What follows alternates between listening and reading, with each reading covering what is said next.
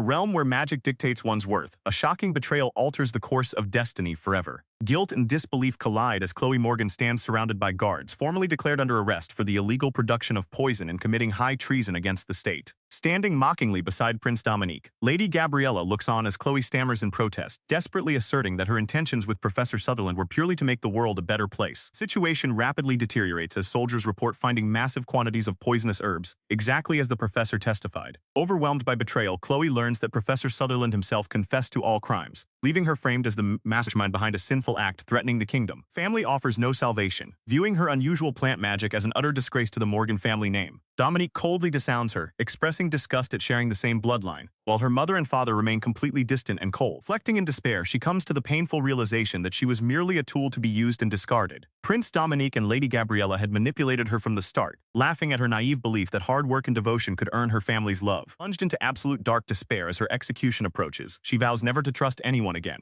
Amidst echoing taunts and dark laughter, the hands of mystical clocks turn backward rapidly, unwinding the threads of time itself. She suddenly gasps for breath, awakening in a soft canopy bed surrounded by stuffed plush toys. Dazed and disoriented, her small hand clutches a toy cat as she looks around her childhood bedroom. Hurrying to the vanity mirror, she gazes at her youthful reflection in utter disbelief. Though she clearly remembers dying at 18, she has somehow returned to the body of her 5-year-old self. Processing her vivid memories from yesterday, she realizes time has indeed rewound to the fateful day of her magic aptitude test. As the Marquis's daughter, she remembers standing nervously before the appraisal stone in the Grand Hall. In the Leard Kingdom, society revolves around 4 primary magic elements that are deeply revered. Surrounding nobility had high expectations for Chloe, assuming she would naturally inherit the powerful fire magic prominent in her lineage. Those gifted with earth, water, wind, or fire are praised as chosen ones capable of great feats. Conversely, those born with rare non-mainstream abilities like plant magic are deemed useless and looked down upon by high society. During the examination, the appraiser shocked the hall by announcing her magic aptitude as plant magic. Chloe stared blankly at her palms as the surrounding court reacted with disbelief and murmurs. Disbelief at the appraisal, her father sternly demanded she test her magic immediately out the window. Spectators whispered in confusion, unable to accept that a child of the Morgan house lacked fire magic. Reveal shattered her family dynamic instantly, unleashing immediate anger and humiliation upon her mother. Accusations of infidelity flew violently across the room as her father raged in disgrace. Back in her bedroom, she clutches her chest as tears stream down her face, devastated by the memory of her parents' sudden cruelty. She wonders bitterly why time rewound to today instead of before the disastrous aptitude test. Family's behavior completely shifted when her younger brother Ashel was born 2 years later, possessing magnificent fire magic. While Ashel was showered with adoration as a precious treasure, Chloe was entirely neglected and ignored by everyone, even the servants. She recalled how, upon turning 8, he had striven desperately to master magic and win her parents' affection, only to be betrothed to Prince Dominique Leard so her family could make use of her. Though others whispered that the union was merely a strategic move to forge ties with a powerful fire magic bloodline,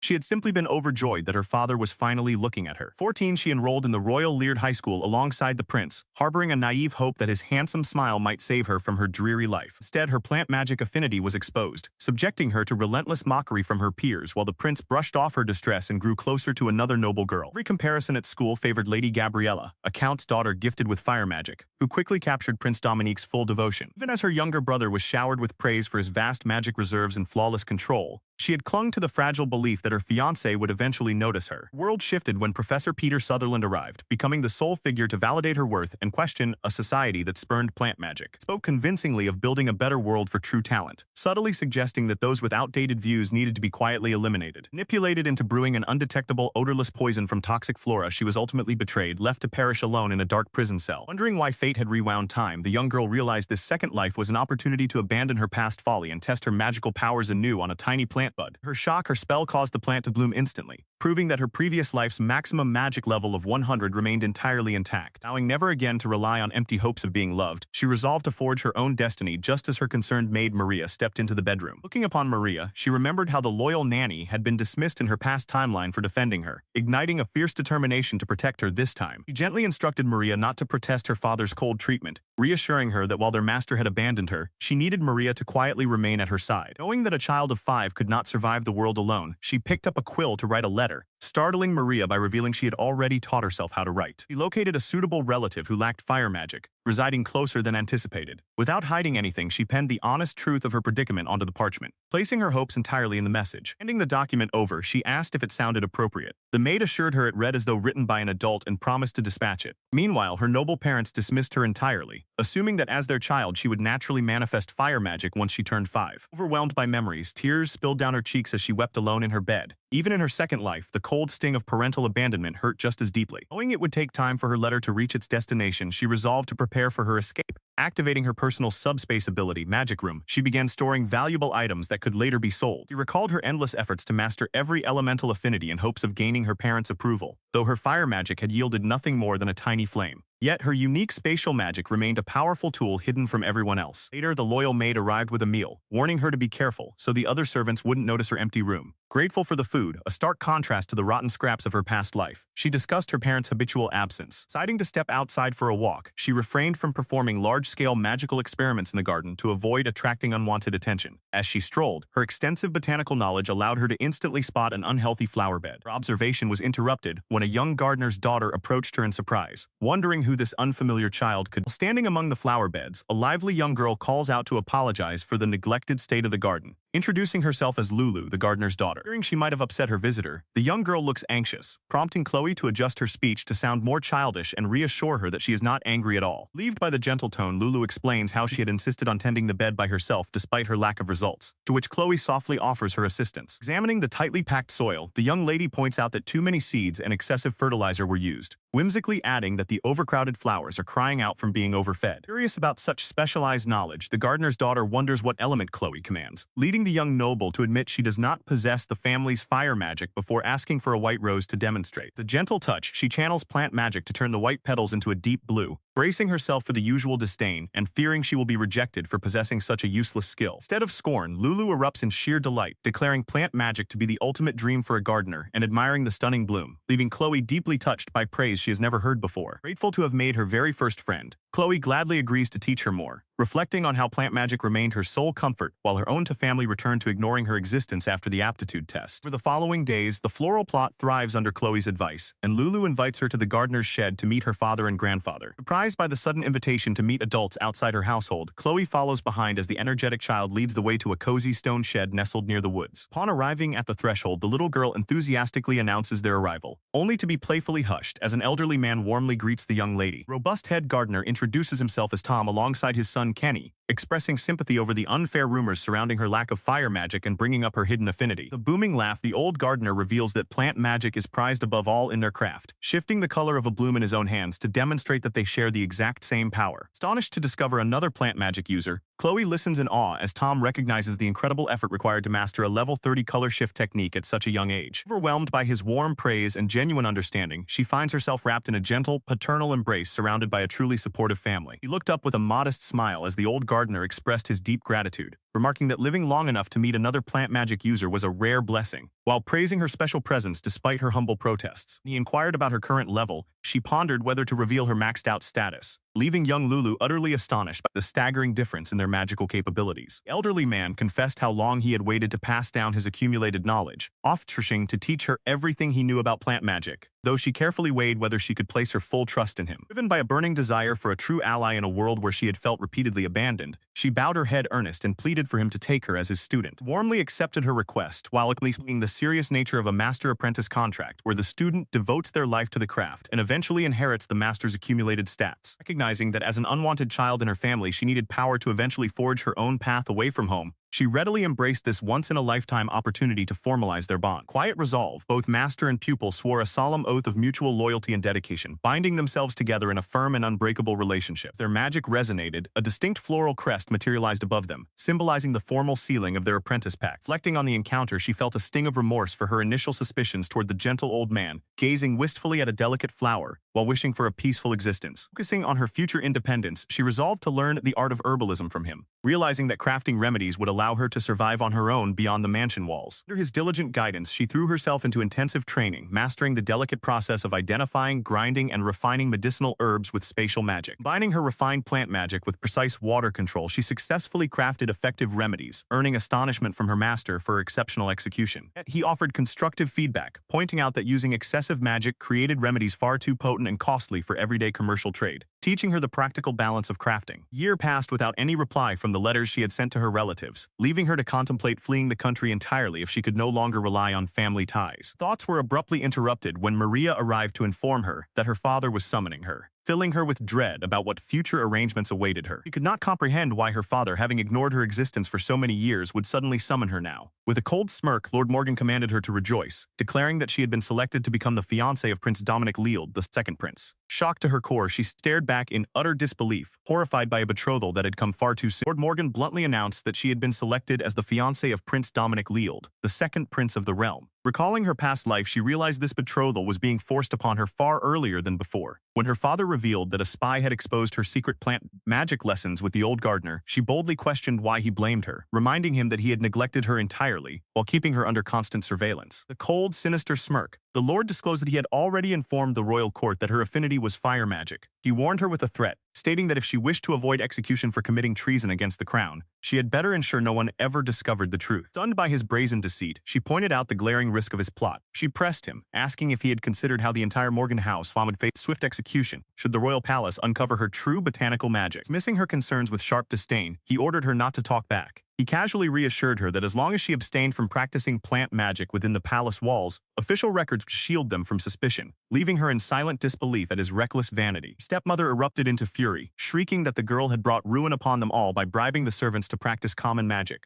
Watching the woman rage, the young girl reflected bitterly on how these people had neglected her in her previous life, using her merely as a political pawn before casting her into prison when she failed. Her stepmother mocked the idea of a noble's daughter pursuing a common herbalist's trade. The young girl stood her ground. She declared that she had no intention of marrying the prince or remaining in this treacherous household, resolving instead to live freely as an herbalist who embraced her true magic. Enraged by the child's defiance, the noblewoman raised her hand to strike, shouting in fury as the young girl winced, bracing herself for the inevitable blow. Before the blow could land, the heavy entrance was breached as a commanding, towering presence stepped into the hall. An imposing elderly commander flanked by an elite knight halted the violence, causing the young girl to look up in sheer astonishment as she recognized her grandfather. Lord Morgan began stammering flustered apologies while his wife nervously questioned the unexpected arrival. Ignoring their frantic babble, the formidable Margrave declared coldly that he had not come to visit his disgraced son-in-law, but had arrived for a single crucial purpose. Looking upon the legend known across the realm as Lord Richard Rosenvalk, the Margrave of the Borderlands, the young girl suddenly realized that the secret letter she had dispatched a year prior had actually reached his hands. Desperate to alter her grim destiny, she had reached out across the realm to the grandfather she had never met, pleading in her hidden missive for him to rescue her from the cruel household. Margrave's eyes burned with absolute fury as he condemned the couple for neglect, fraudulent schemes, forced engagements, and physical abuse. When the stepmother attempted to make excuses, the old warrior drew an aura of lethal intent, threatening to end their lives on the spot if another disgraceful word was spoken. Enrolling an official document, he demanded that Lord Morgan sign over full adoption rights, stripping the abusive family of her custody. When Morgan foolishly attempted to assert his paternal authority, the young knight beside the Margrave silenced him with a stern, authoritative shout. Legendary Margrave roared that the young girl's future belonged solely to her and that she would decide her own path. He then issued a crushing ultimatum, promising to expose Morgan's fraudulent magic declarations to the crown, a treasonous offense that would destroy the house, unless the engagement was dissolved and the adoption papers signed immediately. Once the signed adoption papers were verified by his trusted knight, the Margrave wrapped his heavy coat around the trembling young girl, lifting her gently into his warm embrace. Leaving the cowed lord with a final chilling warning, he swept out of the estate,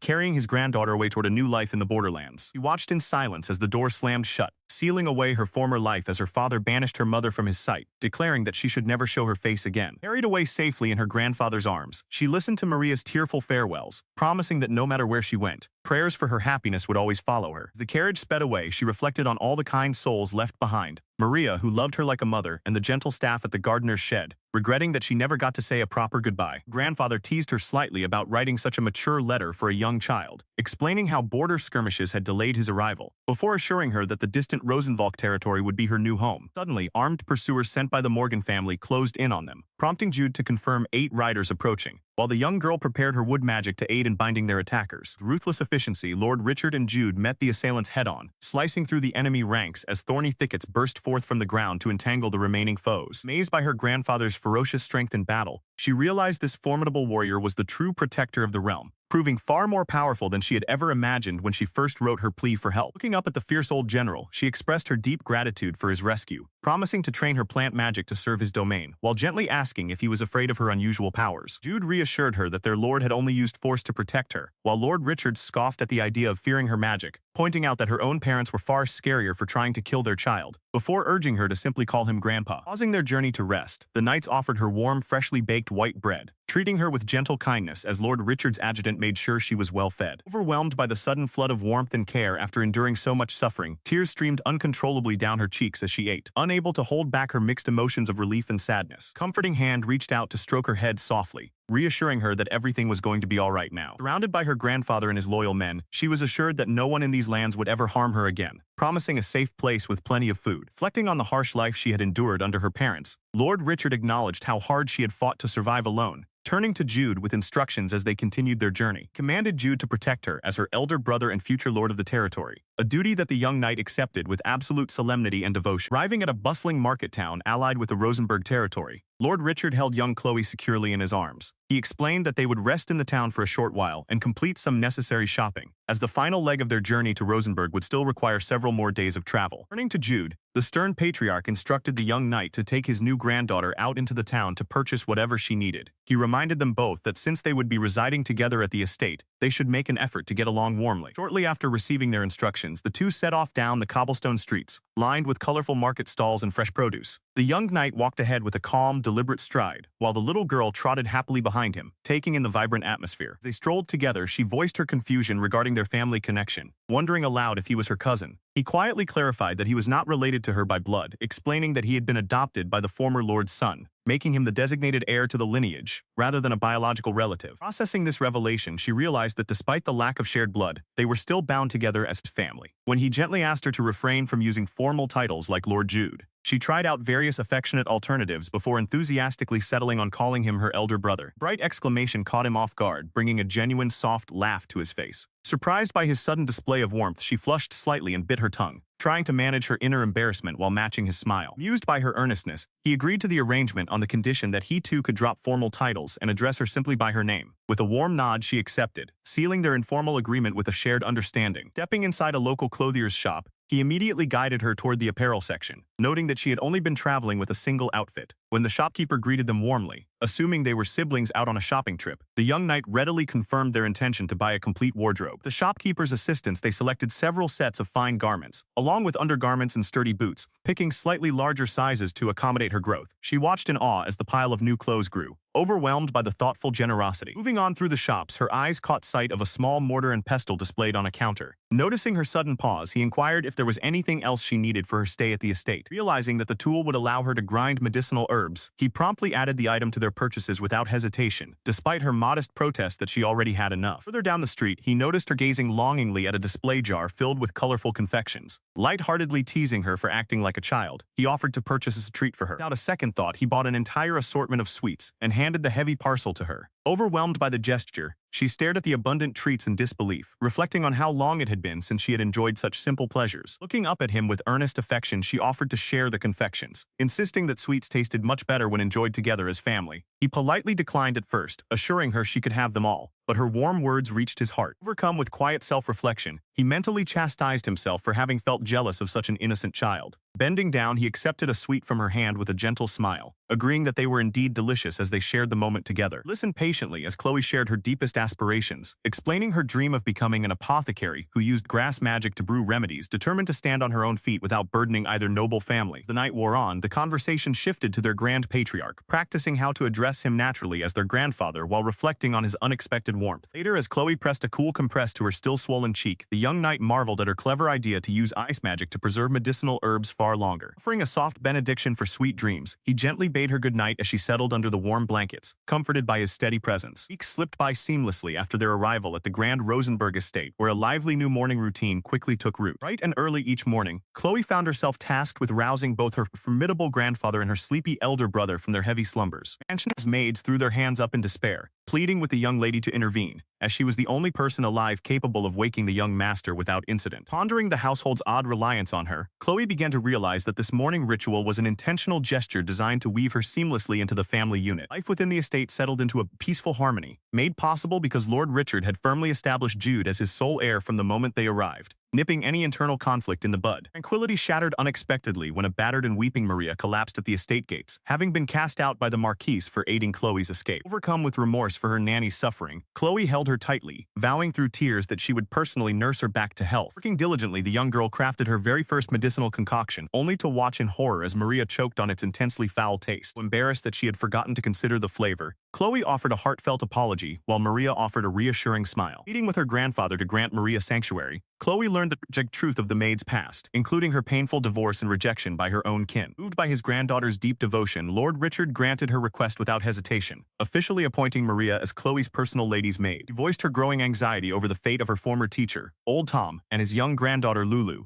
fearing they might suffer the same cruel mistreatment that Maria had endured. As she pondered a secret way to reach out to them, the household butler thoughtfully interjected, offering a potential solution. Introducing himself as Byrne, the butler inquired if she had ever encountered the concept of dandelion letters. He went on to describe an ancient form of plant magic where written correspondence could be disguised as lightweight seeds, allowed to drift upon the wind, and later restored back to paper by someone versed in grass magic. Delighted by the existence of such mysterious sorcery, she eagerly expressed her gratitude to Byrne and set out to attempt the technique herself. Concentrating her spell work over her written note, sparkling light enveloped the parchment as it transformed into delicate floating seeds. Releasing the glowing seeds into the breeze, she sent her message floating far across the realm. Days later, back at the Morgan estate, the seeds were discovered by Kenny while helping Lulu, prompting a warm reply from Old Tom that safely made its way back to her and Jude. Reading their reassuring message confirming that everyone was safe and well, tears of overwhelming relief welled up in her eyes. Sitting beside her outdoors, Jude gently shared in her joy, offering comforting words as a peaceful calm settled over. Sitting together over a meal, her grandfather mentioned that a dungeon had recently appeared near the port town of Totori in Rosenberg. Curious, she asked what a dungeon actually was. Her grandfather explained that it is a sudden distortion in space where time and distance connect to unexpected places, often harboring dangerous monsters as well as rare treasures. Wondering if legendary creatures like dragons truly existed inside, she voiced her curiosity, though Jude admitted he had never seen one either. Capitalizing on the moment, her grandfather ordered Jude to go investigate the new dungeon, to which the young knight readily accepted. Turning to her, he explained that holding down the fort while he was away would be part of her own training, just as managing such duties was key to his preparation to become lord. She looked at him with gentle concern, asking if he would truly be all right on his own. Eager to explore and gather rare plants, and excited by the thought of tasting fresh seafood, she pleaded with her brother to let her come along. Seeing her enthusiasm, he smiled and agreed to take her, provided she promised to be a good girl and study hard before their departure. Overjoyed by the decision, she beamed and thanked her grandfather profusely. He granted his permission since no dangerous reports had surfaced regarding the dungeon yet, though he sternly reminded her to take proper care of herself. Addressing Jude directly, the Margrave emphasized that protecting others was the most vital and challenging part of his training. Firm in his resolve, the young knight declared he would gladly risk his life to keep her safe. The days that followed, she diligently prepared by studying sewing with Maria and completing her garden assignments for Old Tom. When the day of departure finally arrived, the group set off together on their journey toward the coast. Along the way, Jude introduced a companion who had joined their party, Nietzsche, a capable young master of water magic who offered extra protection for their venture. Welcomed warmly by their new ally, she listened as Jude reassured her that since they were traveling within their own family's territory, she should feel entirely free to speak her mind or ask for anything she needed. As they journeyed through the wetlands, she spotted valuable ingredients like maple sap for potion making, and her companions happily paused to help her harvest them, ensuring her wishes were granted. Upon reaching the coast, the breathtaking sight of the vast, sparkling ocean stretched out before them. Jude reminded the group of their cover story, posing as a noble father and daughter traveling with their personal retinue. Playing along with enthusiasm, she cheerfully called him Daddy, causing the young knight's heart to melt instantly with joy as they entered the bustling town. However, the atmosphere in Totori was far from peaceful. News of gold found inside the newly opened dungeon had drawn greedy prospectors, plunging the port into chaotic disputes. Right in front of them, a violent altercation erupted as rough men brawled over who had the right to enter the dungeon and claim the treasure first. Determining before the fight could escalate further, an official named Sir Hawk Olney stepped in, forcefully announcing that the dungeon was strictly closed to everyone until the official investigation was completed. Watched intently as the rowdy prospectors defied the Lord's decree, refusing to follow orders. In response, Chloe summoned dense creeping vines and foliage that rapidly surged across the rock face to bar their path. One of the men furiously attempted to burn through the vegetation with fire magic. Jude instantly countered by launching a sphere of water followed by a freezing spell, extinguishing the flames and encasing the threat in ice. Surrounded by a thick barrier of ice and vines, the onlookers murmured among themselves, startled that the young master had personally stepped into the fray to handle the disturbance. Hawk Olney smirked at the crowd,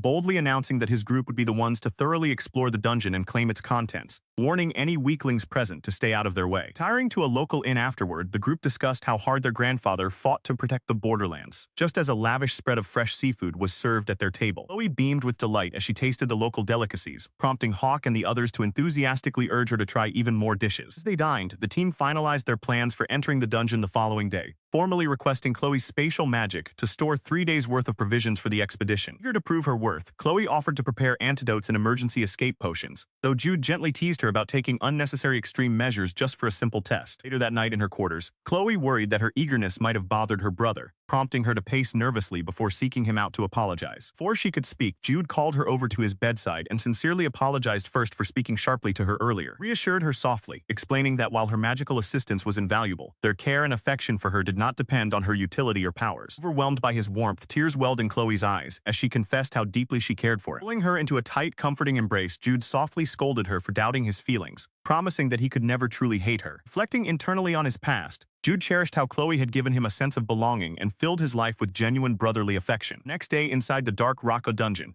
Jude cast a glowing light spell to illuminate the cavern, while Chloe felt a quiet sense of profound gratitude for the immense happiness her new life had brought her. She had navigated the entrance effortlessly using her plant magic, leading the party into what appeared to be an ordinary depleted mineshaft. However, their quiet progress was suddenly halted as a pack of growling, monstrous wolves materialized from the shadows ahead. Though Jude warned her to step back, she stubbornly stood her ground, determined to prove she was not afraid. Acting quickly, the young noblewoman cast a wall of dense foliage to shield the party from the beasts. To everyone's astonishment, the wolves vanished into thin air the moment they struck the barrier, revealing themselves as mere phantoms. As her companions breathed a sigh of relief, the young knight readied his blade, sensing that an unseen adversary was manipulating illusions to test them. Before they could investigate further, the stone ground beneath their feet suddenly fractured and collapsed. As they plummeted into the dark abyss below, Jude shouted in alarm, attempting to reach her. In midair, she hastily invoked another spell, accelerating plant growth to weave a dense cushion of vines beneath them to break their fall. Soft-woven vegetation caught them safely, leaving them with only minor bumps as they checked on one another. Their relief was short-lived, however, as a pair of glowing predatory eyes ignited in the pitch-black darkness of the subterranean cavern. She froze, sensing an overwhelming power emanating from the entity that had summoned them into the depths. Illuminated by a faint, magical glow, the towering form of an ancient dragon emerged before their eyes. Clinging to the suspended vines, both she and Jude looked up in sheer awe and terror at the colossal beast dominating the subterranean chamber. Massive wounded dragon towered above them. Jude stepped forward to shield Chloe, but she noticed the creature's body was covered in severe injuries. Beast spoke telepathically, clarifying it meant no harm. It confirmed it was the source of the dungeon's sudden appearance. Addressing Chloe directly, the dragon revealed it had been waiting for someone possessing powerful magical energy. Jude shouted defensively at the creature, but the dragon directed their attention to a large egg resting beside it. Explaining that its life was ending, the dragon requested Chloe become the magical parent by pouring her magic into the egg so it could hatch. Warned that without its protective presence, monsters would overrun the land, urging Chloe to save the unborn creature. She hesitated, explaining her magic was plant-based rather than elemental, but the dragon dismissed the concern, stating her true power mattered more. Dragon sensed that despite her complex nature, her heart remained purely good, making her suitable. Realizing that becoming its magical parent meant a loyal dragon companion, Chloe realized she could avoid her past life's tragic fate. Asked the dragon if it knew why she was reborn into time once more, but the ancient creature simply expressed pity for her cruel destiny. Resolving to change her destiny, Chloe accepted the duty. Outside, the knights realized time was running out. She asked her companion for assistance, and he agreed without hesitation, promising to support her decisions. Chloe and Jude placed their hands upon the egg. A surge of magical light pulled at their energy. The egg began to glow bright green with ice blue patterns as it absorbed their magic. As its physical body began to dissolve into light, the dragon named Gaia bade them farewell, asking them to name the newborn. He gently held the precious egg, vowing alongside Jude to raise the dragon's offspring with absolute care, receiving a faint, dying whisper of gratitude from Gaia as the ancient dragon departed. 1 week later at Rosenberg, the group gathered around a table to inspect the mysterious egg brought back from the dungeon. Looking thoughtfully at the reports, Richard noted how the dungeon and its surrounding chaos had vanished immediately after the dragon disappeared. When asked if anything had changed since pouring magic into it daily, she admitted that while its appearance altered at first, nothing further had occurred, prompting a sudden outburst of curiosity from her grandfather. As Maria gently tried to intercede on her behalf, Richard cleared his throat, Sundare-like, struggling to express his genuine concern for her health, while she expressed her sincere thanks for his affection. Deciding that a formal ceremony at the temple was necessary to honor the dragon as Rosenberg's guardian, Her grandfather instructed Jude to carry the egg while preparing to meet the high priest. Leaving the manor, Maria watched warmly as the grandfather sought to make up for lost time with the young girl. Bracing her warmly upon their reunion, Richard welcomed her home, though he awkwardly dismissed Burns' teasing remarks about how lonely he had been in her absence. Arriving at the local orphanage temple, the children joyfully greeted Chloe, while High Priest Doma welcomed the visitors amidst the bustling crowd. Inspecting the legendary dragon egg in astonishment, Doma listened as Chloe introduced herself politely, confirming the ancient traditions of dragons entrusting their offspring before death. High Priest sensed a powerful dragon's blessing emanating from both her and Jude, realizing warmth had flown into him upon Gaia's passing. Checking her status with an appraisal stone, she was shocked to discover her grass magic had far surpassed normal limits, reaching level 104 due to the dragon's blessing. Astonished by her incredible affinity, Doma also verified Jude's impressive stats, realizing both had received extraordinary gifts from the ancient guardian. Reassuring them, Doma promised never to report their existence to the corrupt central authority, citing how the capital had ignored their territory during past crises. Trust established, the priest offered a solemn prayer over the egg, asking for peace and protection upon the new life blessed by Gaia. She spent 2 full years living alongside the dragon egg, pouring her magic into it daily until she turned 8. Despite complaining about the difficulty of her grandfather's assignments, she felt her magic capacity expand once more, prompting her brother to remind her gently not to overexert herself. Explained that depleting one's magic to its absolute limits was precisely what increased total capacity, praising her dedication after noticing how much she had trained. Looking down at the silent shell after 2 long years, she began to wonder if meeting Gaia was all just a dream and whether the object before her was merely a decorative rock. Without warning, sharp cracks fractured the surface as tiny thuds echoed from within, catching both children completely off guard. A small winged creature emerged with joy, expressing gratitude to both of them for giving it life, though it clarified that Gaia was its parent's name rather than its own. Observing his ice-blue eyes that matched her brother's and his shimmering emerald scales, she happily bestowed upon the young dragon the name Emil. Interrupting their celebration, the head gardener approached to inform them that the lord of the estate was requesting their presence. The newly hatched dragon resting comfortably in her arms, she shared a warm smile with her brother as they set off to respond to the summons. Focusing her energy, she prepared to demonstrate the full extent of her elevated grass magic to her grandfather and the estate staff. She unleashed a spell called Grass Wall, summoning an enormous dense barrier of woven greenery that erupted high into the air. Surrounding spectators stood in awe of the massive structure, while she casually noted that such a grand feat had barely consumed 1/10 of her total reserves. After detailing the durability and fire weakness of her foliage barrier, she cast another spell to sprout a massive arched root structure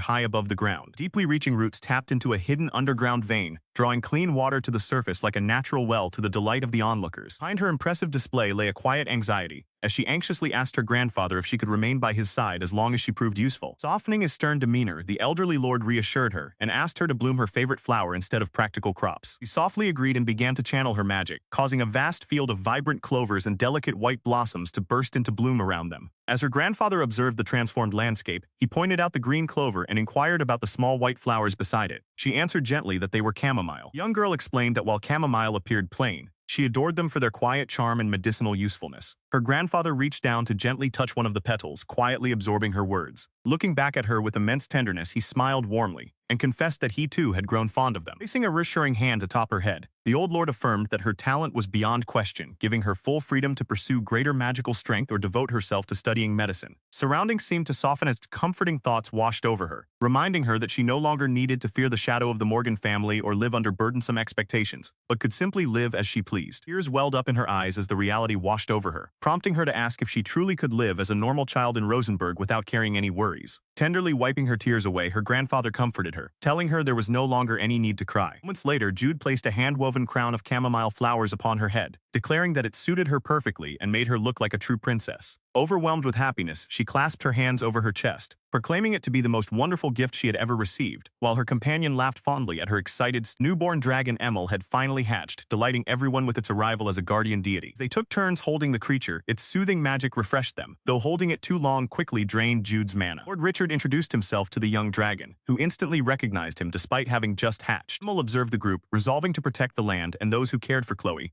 viewing her and Jude as parent figures. Expressing gratitude for its blessing, Richard noted that once he passed, Emil would eventually fly elsewhere before focus shifted to mealtime. Sitting down to eat, Maria urged Chloe to finish her vegetables, leading to a lighthearted debate about food preferences and Emil's magical diet. Conversation turned to outdoor trips as Emil declared its intention to stay by Chloe's side wherever she traveled. Concerned about startling the townsfolk, Chloe wondered if it should stay hidden, prompting Emil to demonstrate its ability to turn invisible. Before they left, Jude asked to speak with Chloe privately regarding her past memories. Revealed that while he inherited Gaia's memories, Chloe had retained the lingering dark grudges from her previous life. Realizing Jude saw right through her heart, she pondered how to explain the full truth of her past experience. Calling her painful second life, she remembered being shunned, bullied, and abandoned by her family and fiancé for lacking fire magic. She recounted her tragic end in prison, and when Jude asked if she hated them, she confessed that her heart still held that lingering pain. She walked alongside her tiny dragon companion, who gently inquired if she harbored any desire to seek revenge against those who had betrayed her in her former life. Shaking her head softly, she refused, explaining that she did not even wish to be near them. Her only desire was to build a quiet life in a distant place where no one from her tragic past could ever reach her. Emma listened as she admitted that her over-reliance on others had been her own failing before. Looking forward, she expressed a determined dream to stand on her own 2 feet, traveling independently and selling medicine. Unlike her isolated past, she recalled with gratitude all the people who supported her in this new life. Her caring nanny, her young friend, her protective family, and old Tom, the master gardener with whom she had formed a solemn master-disciple contract. She detailed her plans to become self-sufficient, return to reinforce the territory's barrier, and repay all who had shown her kindness. When her companion teased that her heart was not entirely pure, she smiled, accepting the complex mix of her true feelings. Small Dragon reassured her that absolute purity was dull anyway, promising to remain by her side throughout her entire life until the very end, even offering to host a grand dragon funeral when her time came. Sensing a lingering residue of ancient magic around them, she wondered aloud who had originally cast the powerful spell that sent her back in time. Though her companion could not provide an answer, she felt deep gratitude knowing she would no longer face the end alone. Seasons turned until autumn arrived, during which she dedicated herself relentlessly to mastering earth magic to help fortify the border realm, earning the warm praise of those around her. Surrounded by supportive allies and family, she brushed off the dirt from her hard work while receiving sweet tokens of encouragement and heartfelt appreciation for her dedication. Suddenly, a flood of advanced, unknown botanical knowledge rushed uncontrollably into her mind, overwhelming her senses with complex details regarding rare plants, poisons, and cultivation techniques. Right hand began to twitch and move entirely on its own, startling both her dragon companion and Jude, who rushed forward as they realized something was deeply amiss with her master-disciple bond. Tears streamed down her face as the grim reality struck her. The rules of the contract dictated that a master's entire knowledge is inherited only upon their death, meaning old Tom had just passed away. Overwhelmed by grief and shock, she collapsed to her knees weeping inconsolably, while her terrified family rushed to hold her as she mourned the sudden loss of her beloved master. Wakening from a deep stupor, Chloe found herself surrounded by anxious faces. Maria expressed immense relief, explaining that the young girl had been unconscious for 2 full days with a high fever.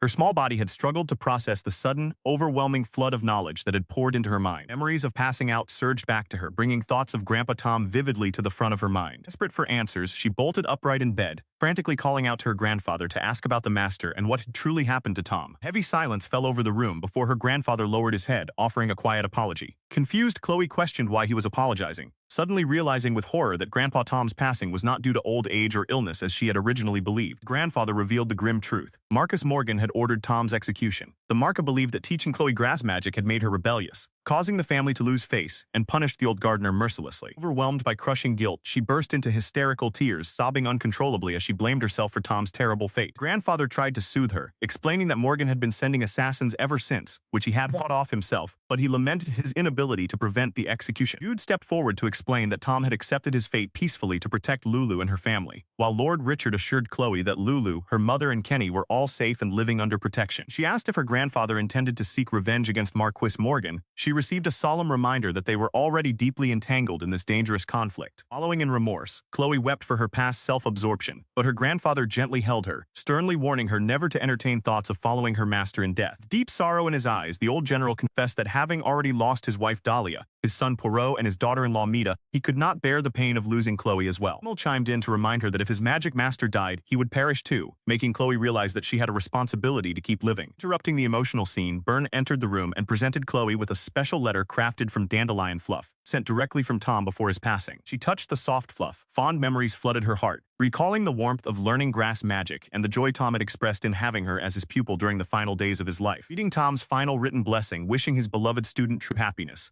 Chloe clutched the note to her chest, tears streaming down her face as she mourned the teacher she so deeply wished to see once more. She reflected warmly on the cherished memories of her dearest teacher, old Tom, who had always walked alongside her in the sunlit gardens. Examining the belongings Kenny had sent over, she sorted through Grandpa Tom's tools, Noting that while they could be useful for Lulu, the room felt hollow without him. He pondered why Lulu had not replied to her dandelion letters, realizing Tom might never have taught her to read them, and sighed that acquiring magic tools felt meaningless without Tom there to offer praise. Mole warned her against reckless vengeance, reminding her of the grave consequences of provoking noble feuds, but she firmly declared her resolve to bide her time rather than rush blindly into conflict. Refusing to drag her grandfather into war or remain weak, she embraced Emil's loyal offer to carry her away whenever she was ready to become independent. Moments later, the little dragon whisked her high into the sky, soaring above the estate while she held on tight during the dizzying yet refreshing flight. Upon landing, her playmate marveled at the idea of flying to the royal capital, though the dizzying flight left him spinning while she considered her upcoming journey. Looking ahead to the coming year, she prepared for her enrollment at Leald Royal Academy alongside her companion, determined to endure the capital despite her dislike for studying among arrogant nobles. Knowing that her brother was forming a new family, and that her presence would only be an obstacle, she finalized her decision to leave for the academy. Hone her apothecary skills before turning 14, she opened a free pharmacy, eagerly welcoming the gathering crowd of townspeople seeking treatment. Villagers swarmed her booth with various ailments, and as Emil collected data on the patients, she attentively offered free medicine to a mother whose daughter suffered from a swollen throat. Calling Tom's gentle advice on adding natural sweetness to herbal remedies so children would take them easily, she carefully prepared extra syrup from the sugar maple tree. The young girl tasted the medicine and smiled at its sweet flavor. Her thoughts drifted back to Tom, grieving how much more she had wished to learn from him. Grateful mothers thanked her for providing extra medical supplies for the local orphanage, bringing her a quiet sense of fulfillment she had never experienced in her previous life. Despite her growing fatigue from treating endless visitors, she reaffirmed her commitment to train tirelessly so she could eventually stand firmly on her own. She sat across from Lady Doma at the tea table after finishing her work for the day at the temple. The elderly priestess remarked on her dedication to becoming an apothecary, gently pressing her on why she was in such a rush to gain her independence. Explaining that she could not rely on her grandfather forever and feared becoming a burden once her brother married, her words made the priestess sigh in understanding. Realizing the depth of the young girl's past emotional scars, Lady Doma decided to address her as a full-fledged adult, offering a formal request for her services as a professional apothecary. Opening the matter, the priestess asked why the orphanage was constantly filled with children. When the young girl suggested it was due to monsters or border conflicts, Lady Doma acknowledged that while those played a part, they were not the sole reason. Continuing her explanation, the priestess shared how vulnerable individuals often face unwanted pregnancies, mentioning a baby abandoned just the day before. Catching on quickly, the young apothecary began to realize the exact nature of the medicine being requested. With absolute gravity in her eyes, the priestess delivered her request plainly, asking for a contraceptive to be developed. Stunned by the unexpected commission, the young girl listened in silence as Lady Doma reiterated her desire for a medicine that could prevent unwanted pregnancy. Chloe pondered the necessity of contraceptive pills in a world where unwanted pregnancies often lead to tragic endings, particularly for poor households and unmarried women. In her previous life, she had heard dark rumors about the harsh realities faced by young mothers, proving just how desperately such medicine was needed. Even as Lady Doma carefully chose her words to explain the situation to a young child. Determined to make a difference, Chloe insisted that they deliver the medicine to those who truly needed it. Her tiny dragon companion, Emil, bounced onto her head to offer his full support, reminding her that children are a blessing, while Doma lovingly noted the young dragon's affectionate intervention. Doma agreeing to assist, Chloe resolved not to keep secrets from her grandfather, eager to share the whole truth with him. She recalled the medical knowledge passed down from Grandpa Tom, realizing that with proper preparation, they could synthesize the contraceptive pills themselves. He recognized that because the medicine required rare materials, it would inevitably be expensive to produce, prompting them to strategize on how to make it affordable for the poor. As they discussed the distribution methods, the conversation turned to the religious implications, wondering if Lady Doma was truly comfortable defying the official doctrines of the temple. Chloe grew anxious at the realization that the temple's core belief, viewing children as sacred gifts from the gods, directly contradicted the concept of controlling birth through medicine. Fearing their actions might be reported to the Central Temple Authority. Shifting the location of their council, the group gathered inside Lord Richard's estate, agreeing that the Lord of the Land had to be included in all future discussions, while Chloe quietly inquired if her grandfather was angry. Richard reassured them that he felt no anger, only regret over his own past oversights, noting that if his late wife were still alive, she would have brought these societal issues to light long ago. Went on to detail the religious structure of the country, explaining that over 100 temples operated under the centralized authority in the capital, an institution so powerful that even the royal family could not easily ignore its decree. Dark rumors whispered of corruption among the high priests in the capital, who abused their religious influence for personal power and rejected any advances that threatened their absolute control. Acknowledging the steep hurdle ahead,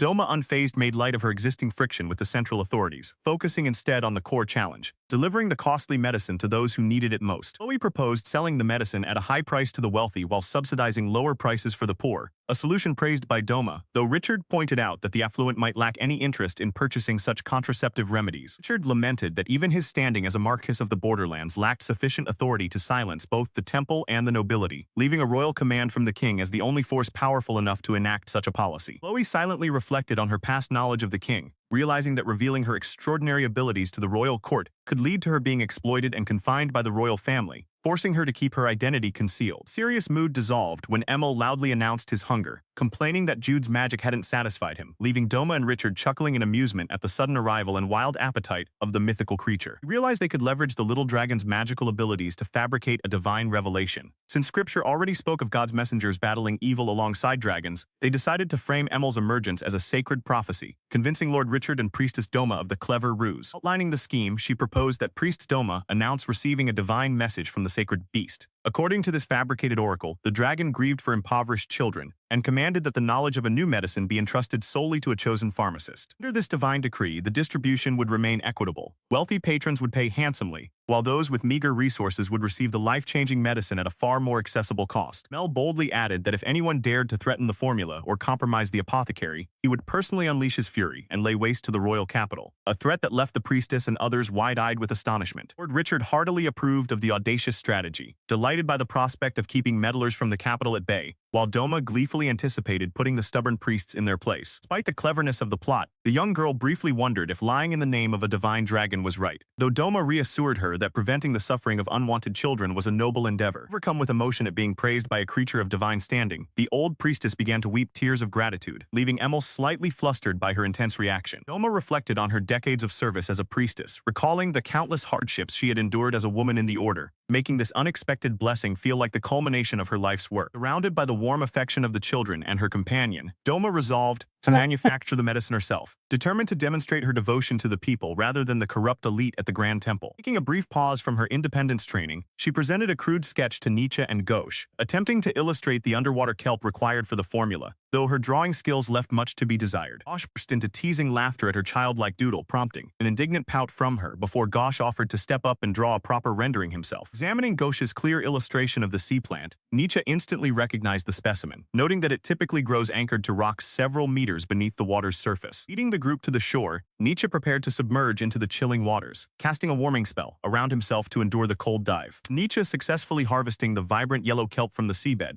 the team gathered all necessary ingredients and followed the precise steps of boiling, mixing, and refining the extract. Completing her very first batch of the medicine, she held up the small glass vial with pride, reflecting deeply on how this creation would alter the fate of countless women facing unwanted pregnancies. She gazed down at the newly synthesized vial, reflecting on how this contraceptive medicine would grant people true freedom of choice without harm, far superior to dangerous alternatives. Emil nodded in firm agreement with her assessment. After producing roughly 50 safe and effective doses, the discussion shifted to strategy. Her grandfather designated Priestess Doma to travel to the capital alongside Hawk, while tasking Jude with remaining behind to guard the territory. A decision that caught the young knight completely off guard as she eagerly offered to join the capital party herself. Upon realizing the arrangement meant returning to the capital, she recoiled in alarm, vehemently protesting that she had no desire to ever step foot in that place again. Jude watched her outburst, sympathy mingling with his own surprise. Emil pointed out that if she went, the dragon would need to accompany her to supply magic, prompting Jude to worry about his own limitations at the Grand Temple and insist that he should be the one to accompany her instead. However, her grandfather's stern voice cut through his desperate reasoning. Placing a heavy, demanding hand on Jude, her grandfather reminded the young man of his ultimate duty. As the future lord, he was responsible for protecting Rosenberg whenever the Margrave was away, and could no longer expect to travel by his side. Turning his gaze upon her next, her grandfather made it clear that she could not spend her life hiding from the capital. He asserted that if she truly wished to protect and help the weak, she had to grow strong enough to face her fears. Parting counsel echoed deeply within her, to know her enemies, conquer them, and trust in his protection, sparking a newfound resolve in her eyes. Ready to confront the past and secure their future, she embraced her destiny and swore to return to the capital, flanked by those who believed in her vision. Standing amidst her companions, Chloe listened attentively as military orders were dispatched to secure the borderlands. Jude was tasked with patrolling near Kosh alongside the troops, while Byrne was entrusted with managing the finer logistical details. Amidst the bustling preparations, Jude turned to Chloe with quiet concern. checking if she was truly ready for the journey ahead. Noticing her pale complexion, Jude offered to accompany her, but she reassured him that she was fine and needed to set off. Yet beneath her calm exterior, the looming specter of the royal capital weighed heavily upon her mind, conjuring shadowy memories of Prince Dominique, Gabriella, and her parents. Seeing her distress, Maria held her tightly, urging her to pull herself together. Reflecting on the 3 years that had passed since the aptitude test at age 5, Maria reminded her of how much stronger she had become, firmly warning her not to show weakness or destroy her hard-won standing before the Marquis. Leaning in closer, Maria imparted a crucial truth. Chloe was the one who had chosen to sever ties, not her father abandoning her, and urged her to keep that conviction deep in her heart. Grandfather Richard gently cupped her face in his hands, pulling her close with immense pride. He reminded her that she was the granddaughter of the frontier's greatest hero, commanding her to hold her head high and demonstrate her true strength to everyone in the capital. As she prepared to leave, the townspeople gathered around to offer their heartfelt support. A young girl presented her with sweet medicine in gratitude for curing her fever, while another handed over a hand-drawn charm to protect her on her journey. Surrounded by the warm affection of the people and supported by her loyal allies, Chloe took a moment to steel her resolve. Mounting her steed alongside her grandfather and Jude, she embraced her identity as Chloe Rosenberg, proud daughter of the frontier marquis. The resolute cry, she spurred her horse forward, determined never to show a disgraceful face in the capital. After an arduous week of continuous riding, the grand party finally arrived at the gates of the royal capital. Upon entering the Rosenberg estate in the capital, Chloe marveled at its grand design, though her grandfather admitted he cared little for such lavishness. Disguising herself in modest attire to blend in, she adjusted her cap and asked her companions if she successfully looked the part of a young boy. Hawk, outfitted in his refined aristocratic attire, praised her appearance, acknowledging that his own title was merely a minor viscount rank given by his father. Preparing to sneak into the Grand Temple disguised as temple apprentices, they took advantage of the hidden peepholes and lack of scrutiny toward low-ranking acolytes. Inside the sacred halls, Priestess Doma observed the silent surroundings, noting that this modest area served as her personal protest against the Grand Temple. Having never received a promotion since being assigned to Rosenberg, she stood alongside her companions ready to challenge the establishment. The cold, commanding presence, Lord Richard declared it was time to advance directly into the den of scheming hypocrites, gazing upon the massive structure of the Grand Temple. Guardians at the inner gate stepped forward to block their path, claiming that an audience with the High Priest demanded proper protocol, and that only High Priestess Doma's presence allowed them to negotiate. As tension flared, Hawk whispered to Chloe, suspecting the guards were attempting to intimidate them or extort a bribe. Moved by the guards' posturing, Hawk calmly interpreted their silence as unspoken approval of their proposal, turning on his heel to leave. Caught off guard by his sudden departure, the panicked temple guards frantically called for them to wait and enter immediately. Hawk confronted the guard with an unwavering gaze, warning him that mocking the western shield of the kingdom would not be forgiven, instantly breaking the guard's composure. Paused as a frantic temple official hurried down the stairs, breathlessly apologizing for the misunderstanding, and announcing that the high priest was awaiting their arrival. Unimpressed by the delay, the stern marquis grumbled about the wasted time before finally agreeing to move forward. They entered the grand cavernous sanctuary filled with ranked clergy. Young Chloe felt a strange, heavy presence emanating from above. At the far end of the hall, the high priest greeted the noble party, acknowledging their long-overdue reunion. He offered a formal apology for the earlier commotion, lightly dismissing the gate guards' interference as minor entertainment. The Marquis, however, remained bitter, expressing his frustration at how little recognition his men received despite constantly risking their lives to defend the realm's borders. Turning his gaze toward High Priestess Doma, the leader of the church greeted her warmly, noting the years that had passed since her departure. She responded with humble deference, acknowledging her modest appearance after her long stay in the distant borderlands. He admitted that the temple's influence had waned significantly in the remote regions, leaving those on the frontier without proper guidance or religious support for years. Stepping forward, the priestess shifted the topic to the true purpose of their visit, referencing a miraculous divine message she had received.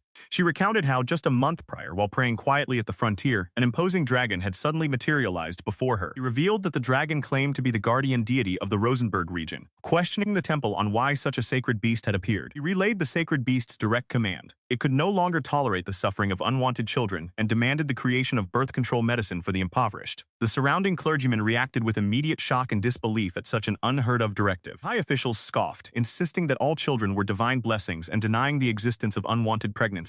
Doma countered fiercely with the harsh reality of the overflowing orphanages, while Chloe silently noted how disconnected the temple leadership was from the kingdom's true struggles. Dismissing the crisis as a localized failure unique to the wild borderlands, the priests attempted to shrug off responsibility. Unfazed, the priestess produced a small vial, confirming that the requested medicine had already been formulated. Intrigued, the high priest called for an immediate appraisal of the elixir. After examining its magical properties, his aides confirmed its efficacy, noting that the divine formula was genuine. He immediately proposed commercializing the formula, suggesting they charge wealthy noble families an exorbitant fee while distributing it to the poor. His blatant greed ignited an outburst from the younger priests, who accused the leadership of corruption. Tempers flared instantly, and during the violent altercation, an enraged official lashed out, accidentally knocking the precious glass vial straight out of the priestess's hands. Reacting with lightning speed, Chloe shouted for her companion Emil to catch the falling vessel before it shattered on the stone floor. Before the bottle could hit the ground, a massive, terrifying apparition of the green dragon burst forth into the hall, unleashing a deafening roar that sent the arrogant priests screaming in terror. The priests cowered in fear, begging for forgiveness after wasting precious potion. The mighty dragon cut them off in disgust, declaring that the central Grand Temple cared for nothing beyond its own self-preservation. Ignoring the desperate pleas of the clergy, the creature made its intention clear to act strictly as it pleased before returning to Rosenberg, leaving the temple leadership completely powerless. Refusing to take orders from anyone, the majestic beast shattered the remaining potion, expressing nothing but annoyance toward the priests. The dramatic burst of icy wind, it leapt upward into the air, sending the panicking priest shrieking in terror as the dragon took flight. Soaring high above the courtyard, the dragon left the temple behind, while down below, the onlookers could only watch its grand departure in awe. Having returned to its small, familiar form, Emil rested exhaustedly upon Chloe, complaining of fatigue while she warmly welcomed it back and offered her magic to help it recover. Sternly addressing the priests, Lord Richard reprimanded them for wasting such a precious elixir, warning that the future of the Grand Temple now rested entirely upon the dragon's fickle will. Desperate to fix their blunder, the priests dropped to their knees, begging the Margrave for another opportunity to explain themselves and gain an audience with the dragon. Seizing complete control of the negotiation, Lord Richard dictated the strict terms for distribution, decreeing that the medicine would cost a steep 100,000 gold for the wealthy, while remaining entirely free for the poor. Carrying Chloe securely in his arms, the formidable Margrave turned his back on the humbled priests, promising only to relay their messages to the dragon. Once safely in private, Lady Doma burst into delighted laughter over the priest's panicked expressions, though Lord Richard's mood quickly shifted to concern upon noticing how pale Chloe looked. Resting comfortably with a cup of herbal tea, Chloe explained that her tiredness was merely from supplying magic for Emil's transformation, while noting that several royal spies had been disguised among the crowd back in the hall. Reflecting on the calculated risk, they recognized that news of the medicine would spread quickly through royal informants and shrewd nobles alike, setting the stage for imminent political pressure from the royal family. The following morning, a fully energized Emil bounded about playfully, while Chloe learned that Lady Doma had already departed early for Rosenberg to begin organizing and distributing the medicine. Preparing his armor and coat for travel, Lord Richard informed Chloe and Jude that he had been summoned directly to the royal palace to face questioning regarding the sudden developments. Instructed young Chloe to remain behind in safekeeping with Hawk as he stepped into the royal palace, a treacherous place she knew to be filled with sinister figures. Reassuring her that his master was well accustomed to dealing with royalty, Hawk noted that this rare occasion was the only time Lord Richard could truly act freely. Hoping to distract the young girl, Hawk offered to take her sightseeing or shopping, but she quietly revealed there was only one specific place she wished to visit. They arrived at a grim burial pit where executed criminals were discarded. Hawk offered an apology for bringing her to such a harrowing sight, but Chloe insisted she was the one who needed to locate Old Tom's resting place. Overcome with responsibility for the tragic fate of the innocent souls buried there, she called upon Emil's power to surround the desolate ground with life and peace. A miraculous burst of vibrant flora suddenly erupted across the earth, defying season and soil with tulips, lavender, chamomile, and lilies of the valley. Reaching her arms out alongside her dragon companion, she completely transformed the dismal execution site into a breathtaking sanctuary of blooms. Kneeling in prayer for Old Tom's soul, she offered what comfort she could, while Hawk stood awestruck by the sheer magnitude of magic that would keep the garden blooming for 2 solid years. Obeying her heart's decree, the divine magic sealed the sacred glade in perpetual vibrant life. Turning to the estate, Chloe waited anxiously alongside Hawk until the doors swung open, revealing Lord Richard's safe return to her immense relief. They sat together, she voiced her deep resentment toward the royal family, condemning their habit of using people and discarding them when convenient. Lord Richard then delivered staggering news. An official marriage proposal had arrived from a prince, requiring her immediate departure for the capital the very next day. Chloe recoiled in absolute horror, adamantly refusing to be paraded into the royal family. She desperately reminded him of her existing arrangement with Prince Dominic, declaring she would sooner swallow deadly poison than submit. Grandfather swiftly corrected her misunderstanding, revealing that the suitor was not Dominic, but the first prince, Prince Abel, the direct heir to the throne. Explained that word of the legendary grass mage of Rosenberg had already reached the royal court. Realizing she had never encountered Prince Abel in her past life, Chloe recognized that her actions had fundamentally altered the course of her destiny. She struggled to comprehend how anyone had recognized her in the capital, given that she had been carefully disguised. The realization quickly set in that her extraordinary grass magic, acknowledged by a divine dragon, had made her a prize for those seeking control over the throne. Someone who knew her face at the temple must have leaked her identity. Dark thoughts of her father surfaced. He had once mocked her seemingly useless power and discarded her, yet now sought to exploit it for political gain. But surrounded by the warmth and encouragement of her loyal companions who expressed unwavering belief in her, her spirit began to steady. With her grandfather agreeing to accompany her to the royal palace, the young girl steeled her resolve. Standing tall alongside her tiny dragon companion,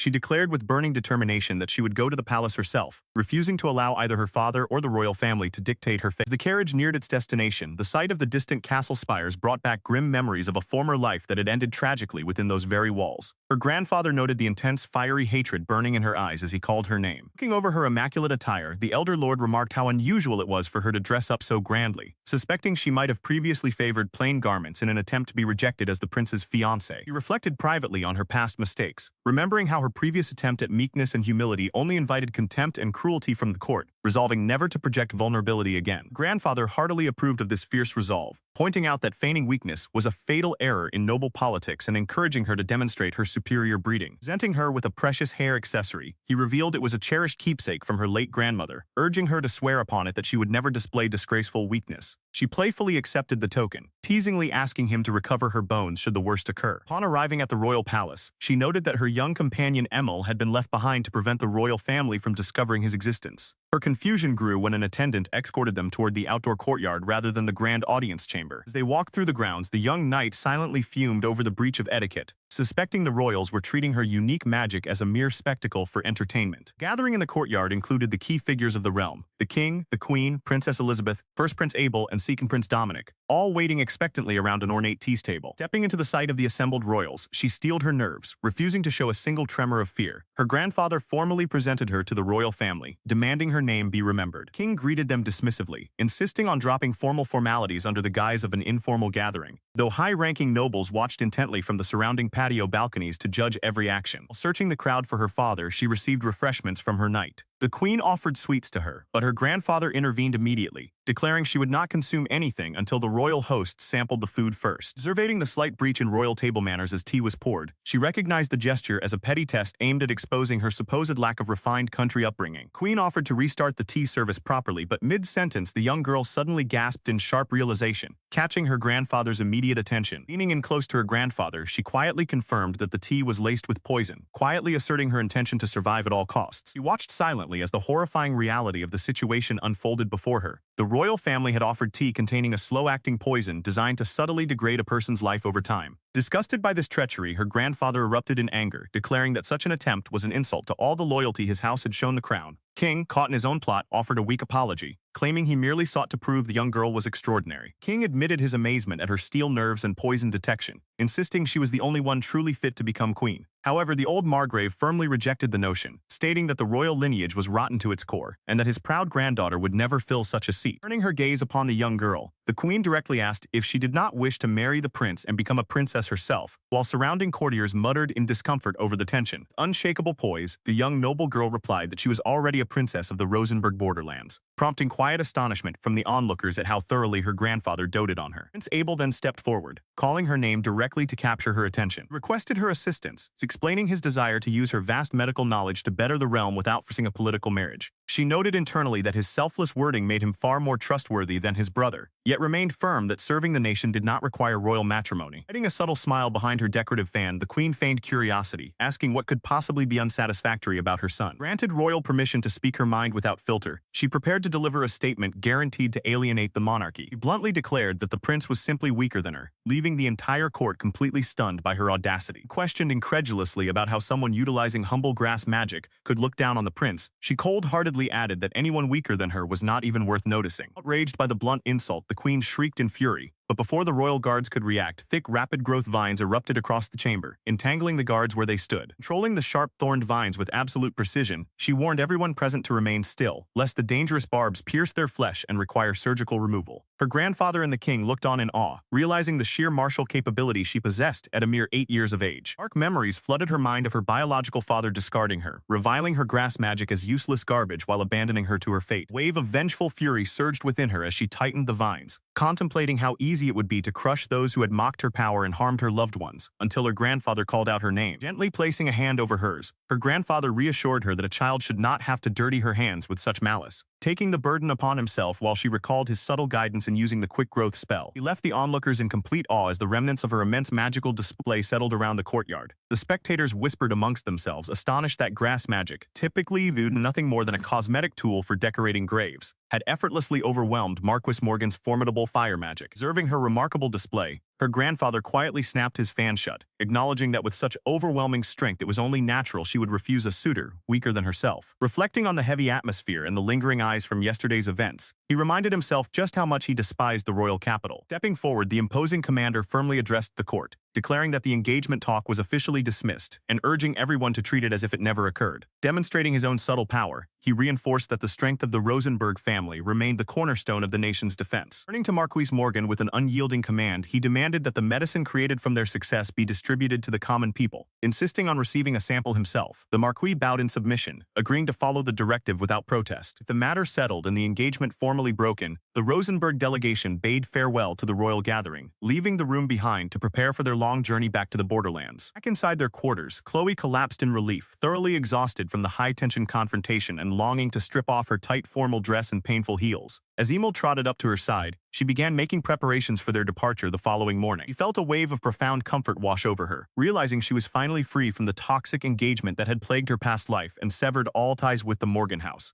Surrounded by the warmth and genuine affection of the Rosenberg family, she knew she had found where she truly belonged. Next day, she tended to the estate's flower beds, while her grandfather and Hawk went into town for last-minute supplies. Enjoying the serene outdoor quiet alongside Emil, her peaceful morning was suddenly interrupted when a servant called out to her. Rhea rushed over to inform her that a visitor had arrived at the mansion, urging her to put on a formal dress. Reluctant to cut her relaxing day short when her grandfather wasn't present to receive guests, she casually requested that the visitor be sent away so she could go horse riding instead. To her complete astonishment, the unexpected visitor stepped out into the courtyard. It was Prince Abel himself, dressed in casual travel attire and appearing remarkably like an ordinary child rather than a pompous royal noble. Sometime later, during a peaceful visit to the seaside, she gathered marine life alongside her companions, taking advantage of their finished duties to enjoy the ocean air before taking a sudden, refreshing plunge into the water. Despite the freezing winter chill, Gosh dove headfirst into the waves with energetic enthusiasm, sparking laughter among the group as they gathered along the shore to watch his lively antics. Calling her previous mastery over water magic and past life memories, she realized her affinity allowed her to easily regulate water temperature and breathe underwater, prompting her to submerge deeper into the ocean depths. Gliding weightlessly through the crystal-clear ocean, she marveled at the vibrant marine ecosystem surrounding her, captivated by the stunning coral reefs and colorful schools of fish swimming peacefully past. After surfacing with a handful of delicious seafood, her peaceful swim came to a sudden halt as her brother surprisingly appeared right beside her in the water, demanding to know why she was swimming in the middle of winter. She stood dripping wet before her startled brother, who immediately demanded to know why she was drenched. Innocently, she questioned if swimming in her undergarments was improper, reasoning that heavy clothes would pull her underwater, only to be bewildered when he exasperatedly informed her that proper swim attire actually existed. Overwhelmed by relief, her brother suddenly pulled her into a tight, frantic embrace, flustered and openly confessing just how terrified he had been for her safety. Realizing she had lost track of time for over an hour beneath the waves, she meekly offered an apology to her anxious companions. Later, as fish roasted over a warm campfire, her brother held her tenderly, gently scolding her for taking such risks and reminding her of how precious she was to all of them. He warmly declared that she was their treasure, her cheeks flushed bright red with embarrassment. Seeing her flustered reaction, the onlookers laughed joyfully, remarking that for once she was acting just like a child her age as she buried her face in her brother's arms. Surprised by the unexpected arrival, Chloe wondered why the young prince had suddenly come to visit her at the estate. Sitting opposite him as tea was prepared in the garden arbor, she exchanged quiet glances with her tiny companion, wondering if this unexpected audience was somehow connected to the events of the previous day. As the maid served refreshments within the serene wooden gazebo, the two young nobles settled into an informal meeting amidst the tranquil garden surroundings. Dressing her casual attire, she explained that she only wore formal dresses when required for royal invitations, before gently noting that his sudden visit during her grandfather's absence was somewhat troubling. In response, he leaned forward over the table, clasping his hands together as he asked her to speak directly and state her business briefly. He revealed his true motivation, expressing a desire to gauge her true strength and questioning how she could carry herself with such unwavering confidence despite possessing only grass magic. Observing his reaction as he pressed further about her compatibility with the four great magic elements, she perceived the hidden turmoil behind his stern composure, even as his royal guards bristled at her calm demeanor. He recognized the familiar shadow of a deep-seated inferiority complex, realizing the immense pressure he bore as a prince born without one of the prestigious four great magics, a struggle that echoed her own painful memories of being rejected by her family. Sharing her journey, she explained how her mentor had taught her the true worth of grass magic, and how her grandfather had given her a domain where her unique abilities could truly flourish. Continuing her story, she described her rigorous training along the harsh frontier, where she built defensive walls and grew powerful enough to slay magic beasts entirely on her own strength. Serene confidence, she declared that she could overcome a high-level wielder of the four great magics in mere minutes, silencing the skeptical guards as she offered to demonstrate her power. Hearing her unwavering declaration, the prince marveled at how proudly she lived her life, glancing back at his anxious guards who still failed to understand. He reflected on the realities of the borderlands, acknowledging that unlike the capital, the frontier demanded pure raw strength to survive against constant danger. Considering her grandfather's mastery of wood magic, a discipline outside the primary four, he understood that remarkable power could be forged regardless of one's innate affinity. New realization dawned upon him that any magic could become formidable when paired with creativity and an unyielding strength of mind. Moved by her honesty, Dominic made a startling confession despite the desperate protests of his guards, revealing to Chloe that he was a light mage. Watched her reaction closely as she marveled at the revelation, astounded that he possessed light magic, a gift revered throughout the realm as a rare and sacred blessing. Building on her astonishment, the young prince explained that while people historically revered light mages as holy saints capable of mending injuries with radiant radiance, society often dismissed them as lacking true martial strength. Candidly confessed that healing a few individuals was insignificant to others, since it could neither extend lifespans nor restore the dead. Though Chloe insisted such restorative power remained extraordinary. Determined to break the mold, he revealed his desire to grow stronger alongside her, noting that previous Lust Light mages had been women who used their magic solely for aid, leaving him with no written guidance on how to master its full potential. Seeing his plight, the small green dragon perched beside them offered to delve into the ancestral memories of dragonkind, asking him to share every detail he knew regarding light magic. Desperate to learn, the young noble bowed deeply before him, eagerly offering to trade her own knowledge in exchange for his discretion and guidance. Encouraged by her enthusiasm, he detailed the hidden traditions of his royal house, describing how light mages leveled up their magic by constantly treating patients in hospitals to sharpen their speed and efficiency. The announcement horrified his attending knights, who protested fiercely against the idea of their prince entering disease-ridden environments, though he remained eager to test the method immediately. Steering the conversation back, she explained that if he could cure a terminal ailment like red worm disease within a week, his mastery would skyrocket to a level capable of unleashing offensive magic. Overjoyed by the prospect of summoning spears of light and conjuring solid barriers, he begged her for the secret training text, promising to pay whatever price she demanded. Softening at his earnest resolve, she offered to transcribe a handwritten copy of the ancient text for him, earning his profound gratitude and respect for her generosity. Their conversation drew to a close. He reflected on the formidable strength of her older brother and noted with quiet admiration that Chloe herself harbored no desire to seek royal status or luxurious comfort. The quiet moment was abruptly shattered when her grandfather burst into the room, fiercely reprimanding the prince for entering uninvited and demanding his immediate departure. Young prince gracefully offered his thanks before taking his leave, while the old margrave grumbled bitterly to his granddaughter about the dangers of entangling with the royal family. Reflecting on the prince's hidden struggles against feelings of inferiority, she empathized with his lonely path and resolved to help him as they prepared to return home. He reflected quietly on the dramatic turns her life had taken, having used her grass magic to overcome her biological father and dissolve her royal engagement, knowing she would likely never see House Morgan or the court again. But as a solitary rider emerged through the falling snow, her sadness vanished in an instant. Recognizing the familiar figure, she cried out for her brother, throwing herself into an overjoyed embrace as he called her name. Eagerly asking if he had come all this way just to retrieve her, she listened as he admitted his dread that the royal family might have detained her at the palace.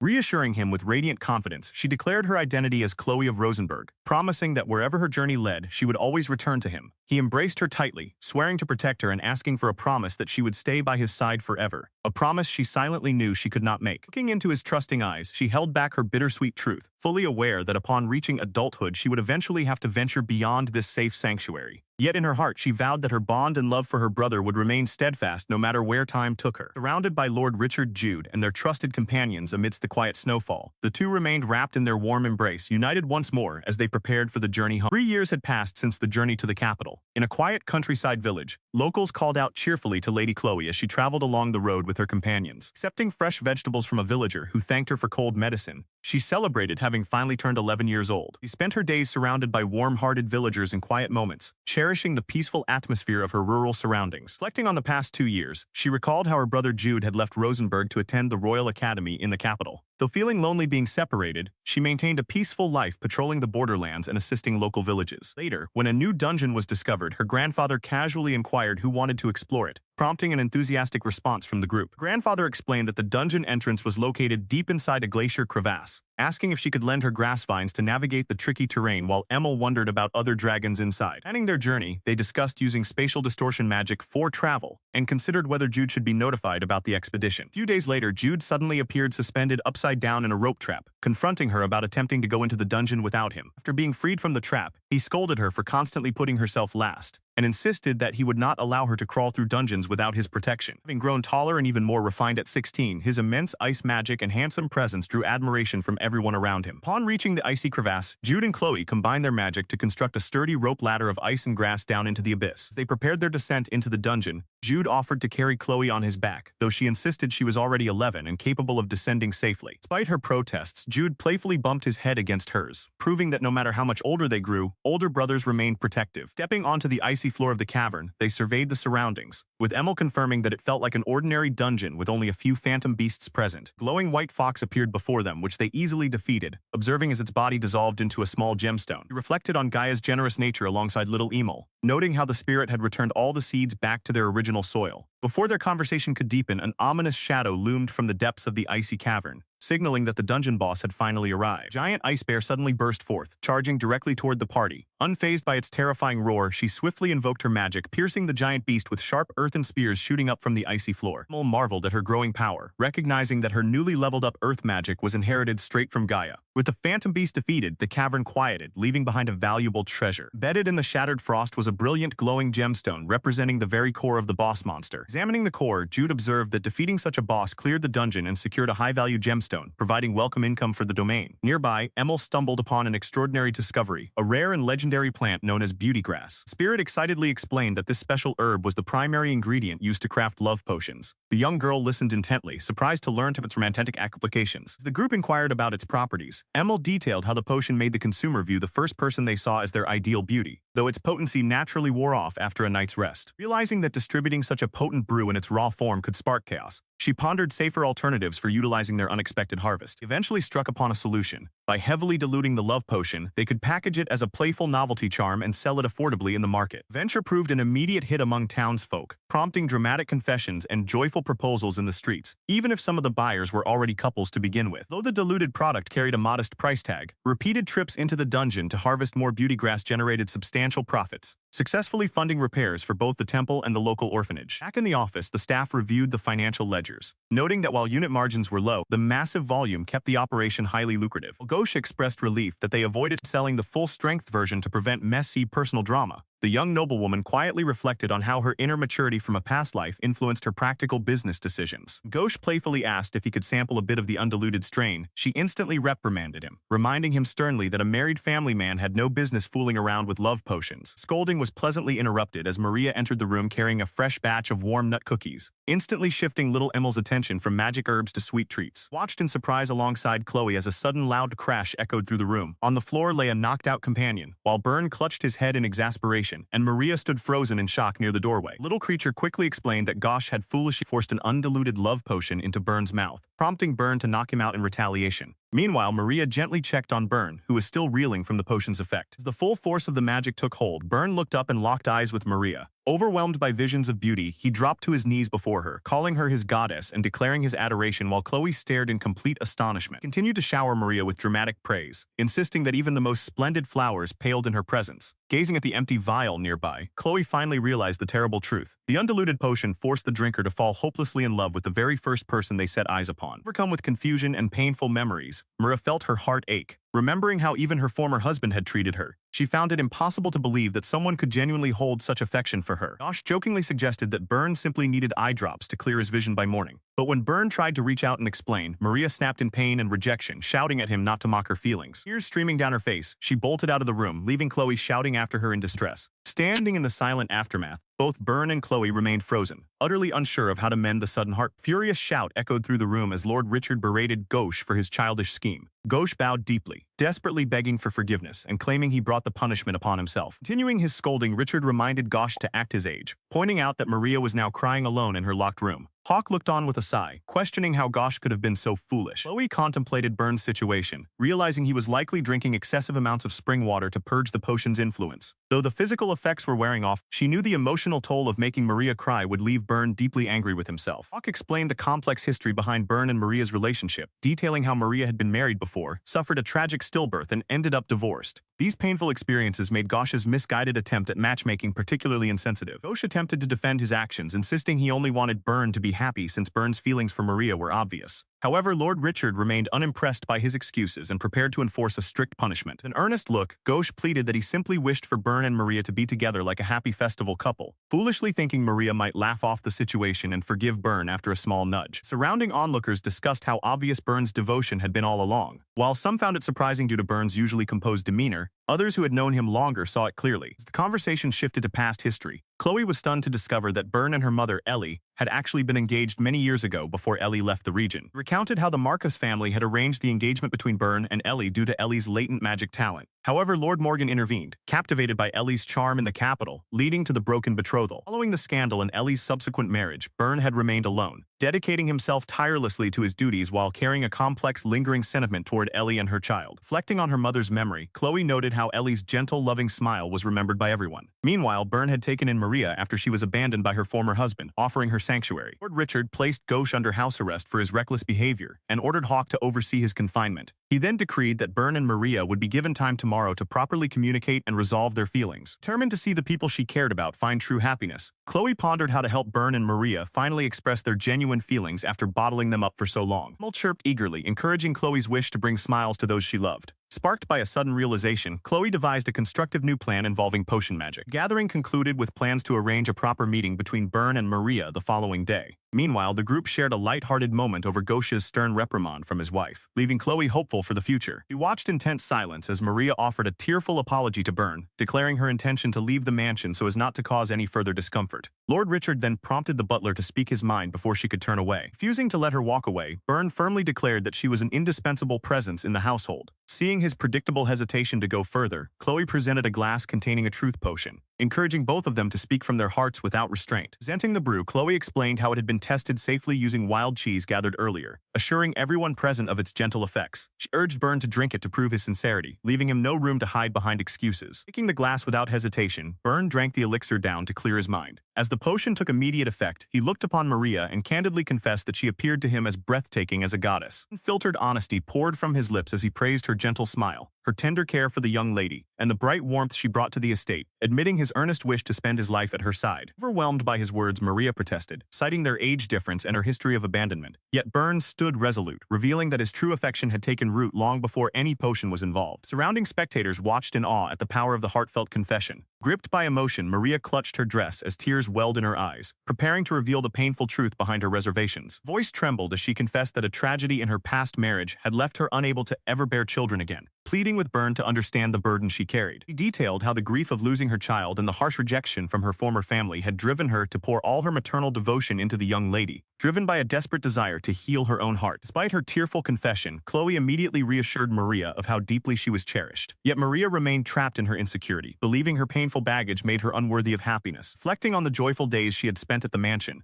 Maria admitted to herself how difficult it was to accept that she deserved such kindness after enduring so much sorrow. Tears streamed down her cheeks as she finally cast aside her self-imposed isolation, choosing to openly voice her desire to be happy rather than hiding behind her past tragedies. Reaching out with genuine warmth, Byrne invited her to walk beside him into a new chapter, proposing that they begin gently as companions and take life one step at a time. Soft blush dusted Maria's cheeks as she recalled romance stories she had read, recognizing that taking a gradual step forward together was the truest path to happiness. With a radiant smile, she agreed to start anew as friends, bringing a warm and comforting resolution to their long-standing misunderstandings, while their companions looked on with joyful approval. Later that day, Gauche boastfully gave a thumbs up, claiming that everything had ultimately succeeded thanks to his efforts. However, his companion angrily barked back at him, telling him to shut up and scolding him for always being so sloppy. Fond memories attached to Gauche flooded back, recalling the overwhelming warmth and affection he had always showered upon his younger sister. With energetic determination, he had summoned small earthen golems during their training sessions, commanding them to move and protect with enthusiastic pride. Practicing his maneuvers with boundless ambition, he was thrilled to hear that his magic control was improving, driven by the desire to be truly useful in battle. Encouraging Chloe to work alongside him, he reminded her that crafting even larger golems was well within her potential if they practiced together. Riding together through the countryside, he teased her about growing old enough to ride solo, though deep down he wished they could share a single horse forever. Having rapidly earned enough credits to graduate at 17 at the top of his class at the Lield Royal Academy, he secured the freedom to visit whenever he pleased, cherishing those quiet training days above all else. When topic shifted to old acquaintances, he expressed surprise upon discovering that Lulu, a girl admitted to the same academy as a special scholar, was Chloe's childhood friend from the Morgan estate. Reflecting on her past, Chloe fondly remembered Lulu as her very first true friend who appreciated her grass magic, though their correspondence through dandelion letters had gradually faded after old Tom passed away. Moved by her longing to reconnect, He promised to arrange a meeting between them as soon as possible. However, he firmly insisted that he must accompany her when the meeting took place, ensuring her safety while acknowledging that both girls had grown significantly since childhood. Preparations for the upcoming journey to the capital began. The household discussed logistics, acknowledging that Ghosh was going ahead for official business, while Maria and Byrne made their own arrangements. Observing the quiet bond growing between Maria and Byrne, Chloe felt a deep sense of contentment as their carriage set off toward the capital. During the long ride, Jude assured her that he would act as her personal guard in the capital while Ghosh handled high-level business negotiations. Grandfather strictly cautioned her to remain vigilant, reminding her that her reputation as a skilled apothecary was well known throughout the capital city. Upon arriving at the capital mansion, Ghosh greeted Chloe with a warm smile, expressing his genuine delight at seeing her after a month of reduced staff and solitary living. Reflected on how others had looked down on him during his early days in the capital, but insisted that enduring those hardships to weed out untrustworthy staff was necessary. Reassuring Chloe of his capability, he promised to protect and assist her with anything she might need. Setting down her teacup, Chloe shifted the topic, inquiring when she would finally be able to meet her childhood friend Lulu. In response, her brother explained that he had arranged a gathering 3 days from now in the annex of a nearby inn, scheduling it for the evening to accommodate both girls' academy classes. Understanding the need for an outside location due to the current shortage of mansion staff, Chloe held a carefully wrapped bundle containing gifts she had prepared. Smiling brightly, she revealed that she had knitted a plant-dyed shawl, along with other small tokens, hoping her friend would be delighted to receive them. 3 days later, they arrived at a grand historic inn long favored by the Rosenberg lineage, featuring a broad balcony that overlooked a breathtaking sunset. They made preparations for afternoon tea. Chloe wondered if her modest dress was suitable, desiring above all to make Lulu feel relaxed rather than intimidated by noble attire. Flipping through cherished memories of growing flowers together, Chloe hoped her simple appearance would spark nostalgia just as word arrived that Lulu had entered the establishment. Doors parted to reveal Lulu, whose grown elegant posture left Chloe momentarily stunned by how much her childhood playmate had transformed. Beaming with excitement, Chloe welcomed her warmly and invited her out onto the balcony to enjoy tea and sweets together. Presenting the hand-dyed shawl crafted with lessons learned from old Tom, Chloe was met not with gratitude but with a cold, resentful glare from her guest. Overwhelmed by bitter grief, Lulu unleashed her rage, accusing Chloe and her noble bloodline of directly causing her grandfather's death. Manifesting dark, volatile magic vines around herself, Lulu glared with absolute hatred, shattering Chloe's naive belief that their bond could ever be mended. As a magical water wall surged forward to blunt the assault,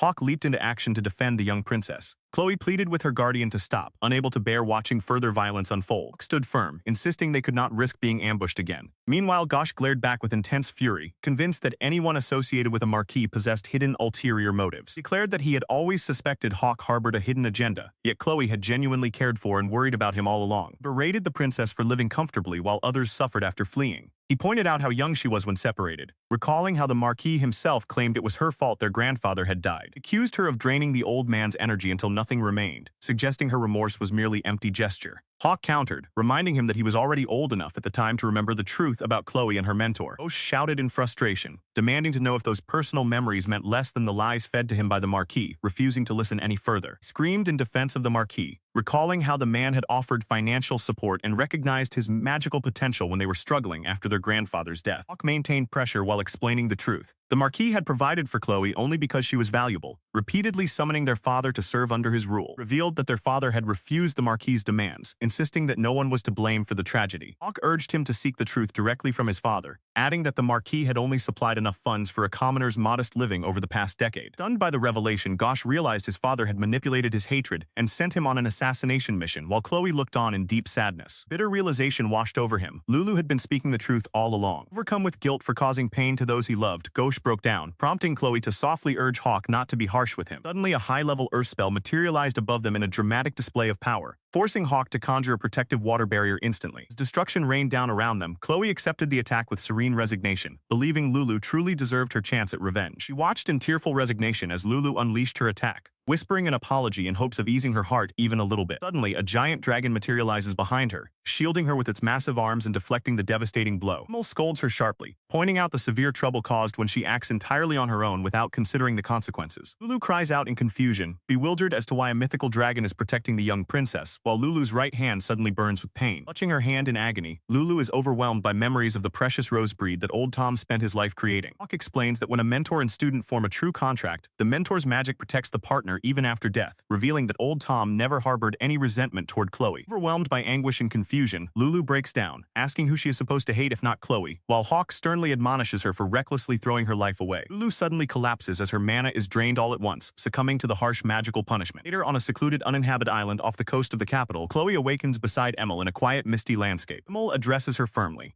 explaining that he brought her here to reflect on her actions and reminding her that neither Jude nor Hawk would have hesitated to kill Lulu on the spot. Dragon sternly warns that he would never forgive anyone who harmed his mana parent, declaring he would kill them before he died. Mole points out how Maria and Jude would be consumed by grief and guilt if she were to perish, chastising her for ignoring the deep affection of the people around her. Presses her to stop running away and thinking that dying solves everything, urging her to look ahead and find an outcome that everyone can truly accept. Hawk approaches and halts Jude's lecture, softly admitting that he arranged for the two girls to meet simply because he wanted to see Chloe smile again. Looking at her with gentle warmth, Hawk offers a heartfelt apology for hurting her. He broke down into tears, overwhelmed by emotion, as she clung tightly to her brother in a warm, desperate embrace, while the dragon stood watch faithfully beside them. Carried high into the starlit sky atop the magnificent dragon, the young girl gazed out in awe at the vast world below. She shared her dream of traveling everywhere on the creature's back once she grew older. Though her brother jokingly protested that he would stand out too much if he accompanied her, she softly reassured him that having him along would make any journey complete. Her heart finally at peace, she watched the dragon soar toward the horizon, silently offering her deepest gratitude to both her brother and her guardian scale-bound companion. Rejoining her companions on the ground, she apologized for causing them concern and gently requested that they all head back home together, eager to return to her grandfather's side. With her magic completely depleted from the ordeal, Chloe found her frail body unable to handle the long journey to the frontier. Instead, she became confined to her bed to recover, while rumors spread rapidly among the onlookers who had witnessed the divine dragon flying off with her in its mouth. Control the narrative, Jude explained that the official story circulating in the capital was that the dragon had merely acted out of a misunderstanding before he stepped in to calm it down. By attending school without confirming or denying the rumors, they aimed to keep public curiosity contained. Conversation then turned to Lulu's fate, with Ghosh reassuring them that he and Jude would manage their studies while ensuring Chloe was looked after. One of their servants had already taken Lulu back to the student dormitory, promising to keep a close eye on her while at school. Chloe urged Epmol to stop his aggressive outbursts, expressing her desire for Lulu to live a peaceful life without further disruption. She secretly planned to use the proceeds from her medicine sales to cover Lulu's tuition through Kenny, ensuring her friend could remain in school without suspecting anything. Jude observed that taking these precautions would prevent Marquis Morgan from manipulating Chloe any longer. His composed analysis reassured everyone that her father's influence over her was finally coming to an end. Ghosh cautioned Jude to watch his words regarding Marquis Morgan, pointing out that the true villain remained her biological father. While acknowledging the sensitivity of the situation, they agreed to leave the matter of dealing with the Marquis directly to their grandfather. Reflecting on his past gullibility, Ghosh admitted how deeply he had been manipulated and offered a sincere apology for his foolishness. Chloe, showing immense grace, reassured him that he had done nothing wrong and that there was no need to apologize. The discussion touched upon Lulu's tragic involvement and the severe reality of attempted murder. As the heavy conversation concluded, Jude excused himself to step out for a short while, reminding Chloe to remain in bed until dinner was served. Shortly after, Ghosh brought forward a chest full of gifts that had begun arriving at the mansion, noting how trending her story had become in the royal capital. He presented one special package to Chloe and Maria, while the others pondered the sudden influx of attention. Exhausted by the day's excitement and discussions, Chloe rested peacefully in her bed, surrounded by medicine jars and soothing tea as her body slowly recovered. Rest was interrupted when Jude returned to announce a surprise visitor, His Highness Prince Abel. Chloe was stunned that the prince had come to see her in person, especially after their grandfather had repeatedly turned down the royal family's previous visitation requests. Jude explained that Prince Abel had gone so far as to exert his formal royal authority to force the visit through. Expressing slight concern over her brother's condition, Ghosh worried that Jude might accidentally utter something careless in the prince's presence. Entering the room with an elegant posture, Prince Abel offered a warm greeting to Chloe, marking his first face-to-face meeting with her since the incident. Prince Abel apologized for making an unannounced visit, explaining his persistent desire to check on Chloe's health despite her grandfather's attempts to keep visitors away. Ghosh and Jude observed quietly as Abel engaged Chloe in friendly conversation regarding their shared attendance at the Royal Academy. As they conversed, Chloe recalled details about Lady Marie of the Lesper Marquis family from her previous life, reflecting on Prince Abel's engagement and his relief that she had escaped harm in this timeline. He listened attentively as Prince Dominique explained his connection with Lulu, noting that as schoolmates, it was natural for him to care about the situation. Understanding his desire to gather information, she found herself agreeing with his prudent approach. Curious about his sudden interest, she pressed him on how he knew about Lulu in the first place. He revealed that Lulu's persistent bullying of Chloe was the very reason she had caught his attention, leaving Chloe visibly taken aback by the revelation. He elaborated on the shadowy affairs surrounding Lulu, explaining that her involvement in selling student intelligence meant she couldn't afford to draw the royal family's scrutiny. Turning his focus back to the primary reason for his visit, he expressed a desire to address Chloe directly. He announced that he had successfully mastered light magic, fulfilling his promise to request a copy of the secret Rosenberg text. Beside him, Jude listened intently as the prince fulfilled his word. Knowing the prince was willing to pay any price for the book, she recalled their prior arrangement and pondered whether it was appropriate to state her terms. Setting her conditions clearly, she demanded that she not be married into the royal family nor used for any political purposes, terms to which Prince Dominique readily agreed. However, the prince boldly proposed marriage himself, expressing a belief that their shared understanding of lacking major element magics made them an ideal match, promising to assist her grandfather when needed. She firmly rejected his proposal, reiterating her stance that she would not marry a man weaker than herself. The prince admitted his dilemma, acknowledging that to grow stronger he needed the secret book. Yet doing so prevented him from winning her hand. He encouraged him to focus on gaining strength through other means, assuring him that once he overcame his complex regarding the 4 great magics, many noble women would naturally seek his favor. Accepting her advice, Prince Dominique acknowledged the need to grow stronger on his own terms. Jude watched on with approval as the prince formally concluded their negotiation. Questing the secret book urgently due to mounting pressure from his supporters, Prince Dominique asked when he could expect delivery, offering to have his brother handed over at school. Reflecting on past lives and political factions pushing Prince Dominique toward the throne, she realized the intricate web of noble ties surrounding his betrothal, while Jude quietly apologized for bringing up the matter during her recovery. Contemplating her future role when she eventually took power, she pledged to create a world where those lacking the 4 great magics were not discriminated against, expressing deep gratitude for her companion's support. Reflecting on her past life memories, she pondered how different her path might have been without them. While considering the immense effort Prince Dominique had exerted to transcribe rare light magic information for her benefit. Observing the ongoing discussions among the academy students, Jude quietly noted Prince Dominique's persistent efforts to converse with Chloe, praying from afar for her heart to heal and peace to return to her life. As he watched over her from afar, the quiet memories of those earlier childhood days settled deep within her heart. Even as the lily of the valley mark vanished from her wrist, she lamented her upcoming obligation, wishing she could simply set off on a wandering journey with Amel to brew and sell medicines instead of attending school. A year passed in the blink of an eye, and the morning of her first day at the academy finally arrived. As the maids adjusted her uniform ribbon and encouraged her to smile, she stared softly at her reflection, preparing to step into a new chapter of her life. Thoughts drifted back to a fond memory of practicing grass magic with Lulu during simpler times. Lulu had successfully cast a growth spell on the vegetation, proudly boasting of her gardener bloodline, only to panic moments later as the frantic greenery surged completely out of control. Overwhelmed by the exploding vines, the girls cried out in alarm until old Tom stepped in and uttered a single command to instantly wilt the wild overgrowth. He gently admonished his granddaughter for attempting growth magic before mastering the stopping spell, leaving Lulu sobbing in relief against his chest. Sudden exhaustion overtook Lulu as her mana reserves were completely drained from attempting magic unsuited to her affinity. Though the young noble princess apologized for failing to supervise her properly, the old gardener warmly reassured them both that there was no need for regret. After settling down with hot cups of tea to recover, the old master asked if the young princess could identify the blend. She readily noted the refreshing aroma and mild bitterness of Ryuto grass, alongside the subtle additions that perfected the balance. Lulu expressed surprise that an otherwise unpalatably bitter herb could taste so wonderful in a hot beverage. Old Tom explained that while the herb was indeed too harsh on its own, it paired harmoniously with the gentle sweetness of Ryuto grass. Expressed his heartfelt wish that the 2 girls would grow together just like those ingredients, complementing each other's strengths and bringing out the best in one another as they shared bright, happy smiles. Returning to the harsh reality of the present, she acknowledged with a heavy heart that those golden days were forever lost to the past. Resting alone in her room on the eve of her new school life, her affection for her cherished friend remained unbroken. Upon turning 14, Chloe found herself unable to persuade either her grandfather or her brother, leaving her with no choice but to enroll in Lield Royal Academy. Brother questioned why she harbored such intense reluctance toward attending. While she kept her past memories of severe academy bullying to herself, the prospect of sharing space with arrogant nobles who reminded her of her former parents was genuinely stomach-turning. Sought to reassure her, pointing out that no one would dare target the granddaughter of a grand marquis and promising his protection. Yet she reminded him with a worried look that he would be graduating just as her studies were beginning. Reflecting on the curriculum, she felt that spending an hour listening to Emil yielded far greater wisdom than a month studying noble etiquette or national history, yet the duty remained inescapable. Despite her lingering reservations, she resolved to face what lay ahead. Brother cautioned her sternly, explaining that failing to conform to noble standards would only breed resentment, and that attending the academy was a mandatory obligation for someone of her stature. She realized the gravity of the choice. Refusing to enroll would be interpreted as renouncing her noble title, severing all bonds with both her brother and her grandfather. Reluctantly agreeing to attend properly, she accepted his warm embrace as he asked her to one day share the true reason behind her reluctance, expressing his deep love for her. Time passed, and as preparations for her academy life began in the capital, a servant inquired whether all the necessary supplies had been gathered. Accompanied by Maria, who had traveled alongside her after her brother returned to their territory. Chloe took in the lively town atmosphere following their recent purchases. Gauche stepped forward attentively, offering to take over carrying the heavy bundles Maria was holding. Turned out Byrne had thoroughly trained Gauche before leaving the estate, deciding to accompany them himself as Maria's new husband and mother figure to Chloe. Though grateful for their company, Chloe found herself living alongside the overly affectionate newlywed couple prior to moving into the academy dormitories. Suddenly, a sudden commotion erupted nearby as a woman collapsed on the street, coughing up blood while distressed bystanders panicked around her. While a merchant offered a sales sample of medicine, Byrne urged caution regarding formal channels, but Chloe recognized that an urgent life-or-death situation left no time for protocol. He knelt beside the fallen woman, offering a soothing presence and checking if she felt better, glad to see her condition stabilizing. Handing over additional doses, the accompanying doctor instructed the woman to consult a physician before her medicine ran out. As the woman expressed her profound gratitude, the blood-stained handkerchief remained in her hands while they prepared to take their leave. Setting off for her destination the next morning, she overheard the townspeople praising her selfless nature for providing aid and magical remedies without demanding payment. Arriving at the Royal Academy, she made her way to Class 4, well aware that Prince Dominique and the elite nobles were stationed in Class 1 based on academic ranking. Having intentionally skipped the placement exam to remain unnoticed, she offered a polite greeting to Carla, her quiet deskmate, who returned it with understated courtesy. Surrounded by lower-ranked nobles, wealthy merchants, and commoners admitted for talent, no one paid mind to the Marquis's granddaughter in this diverse classroom. Reflecting on her past mistreatment as a discarded fiancé and low-tier magic user, she felt relieved that keeping a low profile would allow her to endure the next 4 years peacefully. When lunchtime arrived, she looked forward to enjoying a bountiful sandwich packed with fresh vegetables, remembering how barely she had been able to eat during her previous life. Gazing toward the faculty administration building from her bench, she resolved never to set foot near that location under any circumstances. Mind fixed on Professor Satharin Fund, the figure who had directly caused her tragic demise in her previous life. Suddenly, someone approached through the bushes, revealing Lulu, who, despite feeling apprehensive about facing her, refused to let loneliness sway her. Lulu stated firmly that she could no longer speak to her as she once did, turning away despite wishing for nothing but her genuine happiness. The unsaid truth hung heavily between them, lingering as Lulu walked away into the distance. Turning home after her first day, she was warmly welcomed back by Emil, who bounded forward with joy upon her arrival. She relaxed at home after her academy classes, chatting happily with Emil about picking yellowberries in the forest to make jam. Asking the coachman for a slight detour on their way back, she was relieved to see that the previous staff had all been replaced by trustworthy people sent by Rosenberg. Suddenly, the carriage jolted violently to a halt, alerted by the coachman that 3 men were tailing them. Sensing no magic power from the pursuers, she stepped outside to investigate, only to find suspicious men waiting for her. Men boldly approached, recognizing her as the famous apothecary Chloe from Rosenberg. They mocked her reputation, noting how both the temple and royal family acknowledged her grass magic abilities. Realizing that rumors about her specialized medicines had spread through talkative nobles, she remained cautious as the strangers demanded she come with them. They claimed a sick friend needed help. She refused to provide medicine without proper details, sternly advising them to request aid through the estate's official channels instead. Angered by her rejection, one of the thugs drew a sharp blade and lunged forward, shouting at her arrogance. The quick command, she unleashed her grass magic, binding the attackers instantly with thick vines. She reflected on how grass magic was once looked down upon, but now made her a target for those seeking to exploit her powers. Examining the items in the attacker's possession, she was shocked to discover a familiar pouch containing high-grade medicine she had recently given away. Captured thug admitted that a sick woman had brought the free medicine to them to sell, leading them to believe they could easily threaten Chloe for more. Moments later, Jude and the military police arrived on horseback, having been summoned by the quick-thinking coachman to secure the scene. Back at the estate, Byrne confirmed that the investigation matched the reports. The impoverished woman had been coerced by thugs into selling the medicine given to her. Maria expressed her disbelief and anger that someone would abuse Chloe's kindness, but Byrne reminded them of the harsh realities faced by desperate commoners trying to survive. Chloe took responsibility for her naivety, realizing she should have directed her medical aid through proper channels from the beginning. Overcome with regret, she began to cry, but Maria gently comforted her, assuring her that her kind heart was a precious. As another peaceful school day drew to a close without incident, a young gentleman with glasses approached Chloe, politely confirming her identity before requesting her presence in the academy salon. Explained that the salon served as the central gathering place for royals and high-ranking nobility, though he gently added that he was under strict instructions not to force her if she wished to decline. Introducing himself as Seal Greenhill, an aide from a distinguished Marquis family, he remarked on how unusual it was for someone to avoid the high society lounge when most students were desperate to cultivate royal connections. Escorting her to the opulent private room, Seal brought her before the prince and Jude, who welcomed her warm-heartedly and congratulated her on her enrollment. Conversation turned to the recent uptick in magical beast attacks along the border, prompting Jude to explain how his military duties had kept him busy leading subjugation missions. Young Prince admitted his own anxieties regarding these escalating threats, confessing that receiving a sudden summons from the capital had given him the courage to face the duties ahead alongside his trusted companions. Seal recalled witnessing the awe-inspiring ice prison magic display at the previous year's royal exhibition, asking if Chloe herself had partaken in frontier monster hunts alongside her formidable grandfather. She wondered whether her low-class placement raised eyebrows given her family's status. The prince promptly reassured her that public opinion and academic grades held no weight in their eyes. Sipping the tea offered to her, Chloe immediately detected the subtle scent of eureka fruit and realized Ciel had crafted the brew using a specialized form of grass magic. Lighted that he had finally managed to catch her off guard, the prince beamed with genuine satisfaction while Ciel silently observed how open his master had become around her. Went on to praise her incredible achievements in light magic, noting that reports of her expansive wide-area healing spell had spread far beyond the borderlands. With earnest enthusiasm, the prince invited her to witness his attempt at casting light lance, the pinnacle of offensive light magic, describing her as his inspiration. While Chloe and her baby dragon grew eager at the prospect of seeing high-level spellcraft, Ciel voiced his concern over the inherent dangers of practicing such intense magic. Prince turned to Ciel with a serious expression, firm reminding his aide that everyone had their distinct role to play and that Ciel lacked the strength to protect himself if high-tier magic went awry. Acknowledging his duty and limitations, Ciel bowed his head respectfully and took his leave, pledging his formal service to His Highness upon graduation. Stood composed as the young girl recognized him with sudden clarity, instantly identifying Prince Dominique from the memories of her past life. Excusing herself in haste, she rushed away from the corridor while Jude inquired about her identity, only to be playfully rebuffed with a vow of secrecy. Ciel pressed for details regarding their discussion, but the secret remained closely guarded between them. Troubled by the striking resemblance to the figure from her previous existence, she fretted over making a poor impression and dreaded becoming entangled in royal affairs. When Ciel caught up and accepted her polite apology, he reminded her that rank held no weight within the academy walls, encouraging her to speak without restraint. Seizing the opportunity, she requested to accompany him as an attendant to witness the prince's light magic experiment firsthand, a proposal he readily accepted. This arrangement echoed their prior pact, wherein Ciel swore not to draw her into political turmoil once in office. She promised her potions to support the frontier's defense in exchange for a peaceful student life. Reaffirming his commitment, he assured her he would resist royal pressure as much as possible, confident in their mutual support. A week later, outside the royal capital, she traveled with the group toward the designated site, inwardly anxious that royal scheming might lead to house arrest if circumstances soured. They rode along the path, the quiet agreement between them lingered in her mind, alongside the persistent worry that external political forces might still break those promises. Jude marveled at her swift horsemanship, which she attributed to rigorous training under her grandfather's men, lightheartedly easing the group's tension. Upon reaching the designated meeting spot, Ciel and Jude quickly detected the presence of 4 visible royal guards and 10 more concealed within the surrounding brush. Dust billowed across the open plain as unidentified figures approached, putting the group on high alert. Newcomer revealed himself as the High Priest in disguise, attending the demonstration under the guise of observing Lord Gino's medicinal progress. Reading the holy figure with polite deference, she contemplated whether the religious authority perceived Prince Abel's mastery over light magic as a threat to their sacred art. She listened intently as the prince explained her presence, having been brought along to broaden her horizons despite the High Priest's suggestion that she might return home. Determined to prove that his capabilities were no lesser than hers, Prince Abel raised his hand to summon a shimmering light spear circle, prompting her and the little dragon to prepare protective barriers of grass. Reinforcing her greenery, Ciel invoked a massive ice wall to safeguard everyone, revealing to her that he too possessed the same ice magic as Jude through tireless practice. The surrounding air fell deceptively quiet, and Ciel questioned the delay. She instinctively sensed the true scale of the magic and warned that the attack was about to strike. Colossal rain of light spears burst through the sky with devastating force, striking the ground around Prince Abel in a majestic display of raw power. Behind their protective shield of ice and flora, she and Ciel looked on in utter awe, deeply impressed by the immense effort and dedication required to master such magic. Suddenly, a startled scream shattered the moment, leaving her stunned as a familiar youth unexpectedly tumbled into view. Shock echoed through the air as Prince Abel lashed out in a blind fury, striking at Prince Dominique while Chloe looked on in sheer horror. She couldn't comprehend why Prince Dominique was even present, yet the violence unfolding right before her eyes was unmistakably real. Prince Abel continued his violent outburst. The royal guards remained frozen, completely unable to intervene or halt the chaos. Up ahead, Prince Abel seemed entirely oblivious to the onlookers, consumed entirely by his rampage. Refusing to sit idly by, Chloe sprinted forward with all her strength, shouting for Lord Ciel to call out to Prince Abel at the top of his lungs in a desperate attempt to break the prince's murderous focus. Voice cut through the tension as she pleaded frantically for the prince to stop his assault. Realizing that simple words would not suffice against the overwhelming aura, Chloe knew she had to take drastic action. Channeling her magic into the ground beneath them, she unleashed a massive rock barrier with a cry of shelter, casting a sturdy shield between the royal brothers. Suddenly erupted earthen mound blocked Prince Abel's devastating blow. Onlookers gasped in utter disbelief upon witnessing Chloe's earth magic, whispering among themselves that she wasn't supposed to possess such compatibility, while Chloe struggled against the intense physical drain of invoking such high-level spellcraft. Taking advantage of the sudden wall of earth, Ciel stepped directly in front of Prince Abel, begging for forgiveness as he called out to him, successfully snapping the prince out of his trance. The earth barrier crumbling, Prince Abel looked around in bewilderment, questioning why Ciel had intervened to stop him. Prince Abel called out to Dominique in shock. Hawk gently approached the exhausted Chloe, suggesting they make a swift exit while the scene was still chaotic, emphasizing that it was best to avoid further entanglement. Recognizing that both the temple officials and the royal family had now witnessed her earth magic, Chloe felt a surge of unease. Hawk instructed her to pretend to have fainted from magical exhaustion, sweeping her up onto his mount so they could depart smoothly. Hiding away alongside High Priestess Doma, the severity of the situation became clear. The High Priest had undoubtedly seen through everything, making proper handling of the aftermath crucial. After returning to safety, the group discussed the aftermath. Hawk revealed he was heading to the palace to lodge a formal protest regarding how Chloe had been placed in harm's way, leaving the rest to wonder how the royal family would handle their responsibility. Reflecting on the frantic moment, Chloe admitted that she had instinctively acted because she was the only one capable of intervening at that precise instant, earning nods of understanding regarding the danger she had faced. Despite lingering resentment from her past life toward Prince Abel, Chloe felt a sense of relief that he had not ended up taking his own brother's life, while Maria expressed her deep worry and affectionate concern for Chloe's safety. Leaving the formal protest in Hawk's capable hands, another serious issue loomed ahead. Chloe's mastery over earth magic had now been exposed to the entire nobility, a spellcraft usually reserved for specific high-level affinity that would surely draw unwanted scrutiny. He listened attentively as Ciel outlined the severe ramifications of revealing her earth magic, noting that earth was one of the 4 great magic types. If word spread of her true mastery, suspicions would inevitably grow, making their current predicament the best-case scenario. Ciel added that it wouldn't be surprising if voices rose to recommend her as a candidate for queen, or if the temple claimed her as a young lady of divine favor. She rejected both horrifying prospects instantly, desperate to avoid either fate. Curious about the aftermath of his departure, Emil chimed in to ask what had unfolded next. Ciel explained that utter chaos ensued after Prince Dominique and his entourage arrived secretly without guards. Continuing the recap, Ciel related how injured priests were healed through joint efforts, putting the royal family in debt to the temple.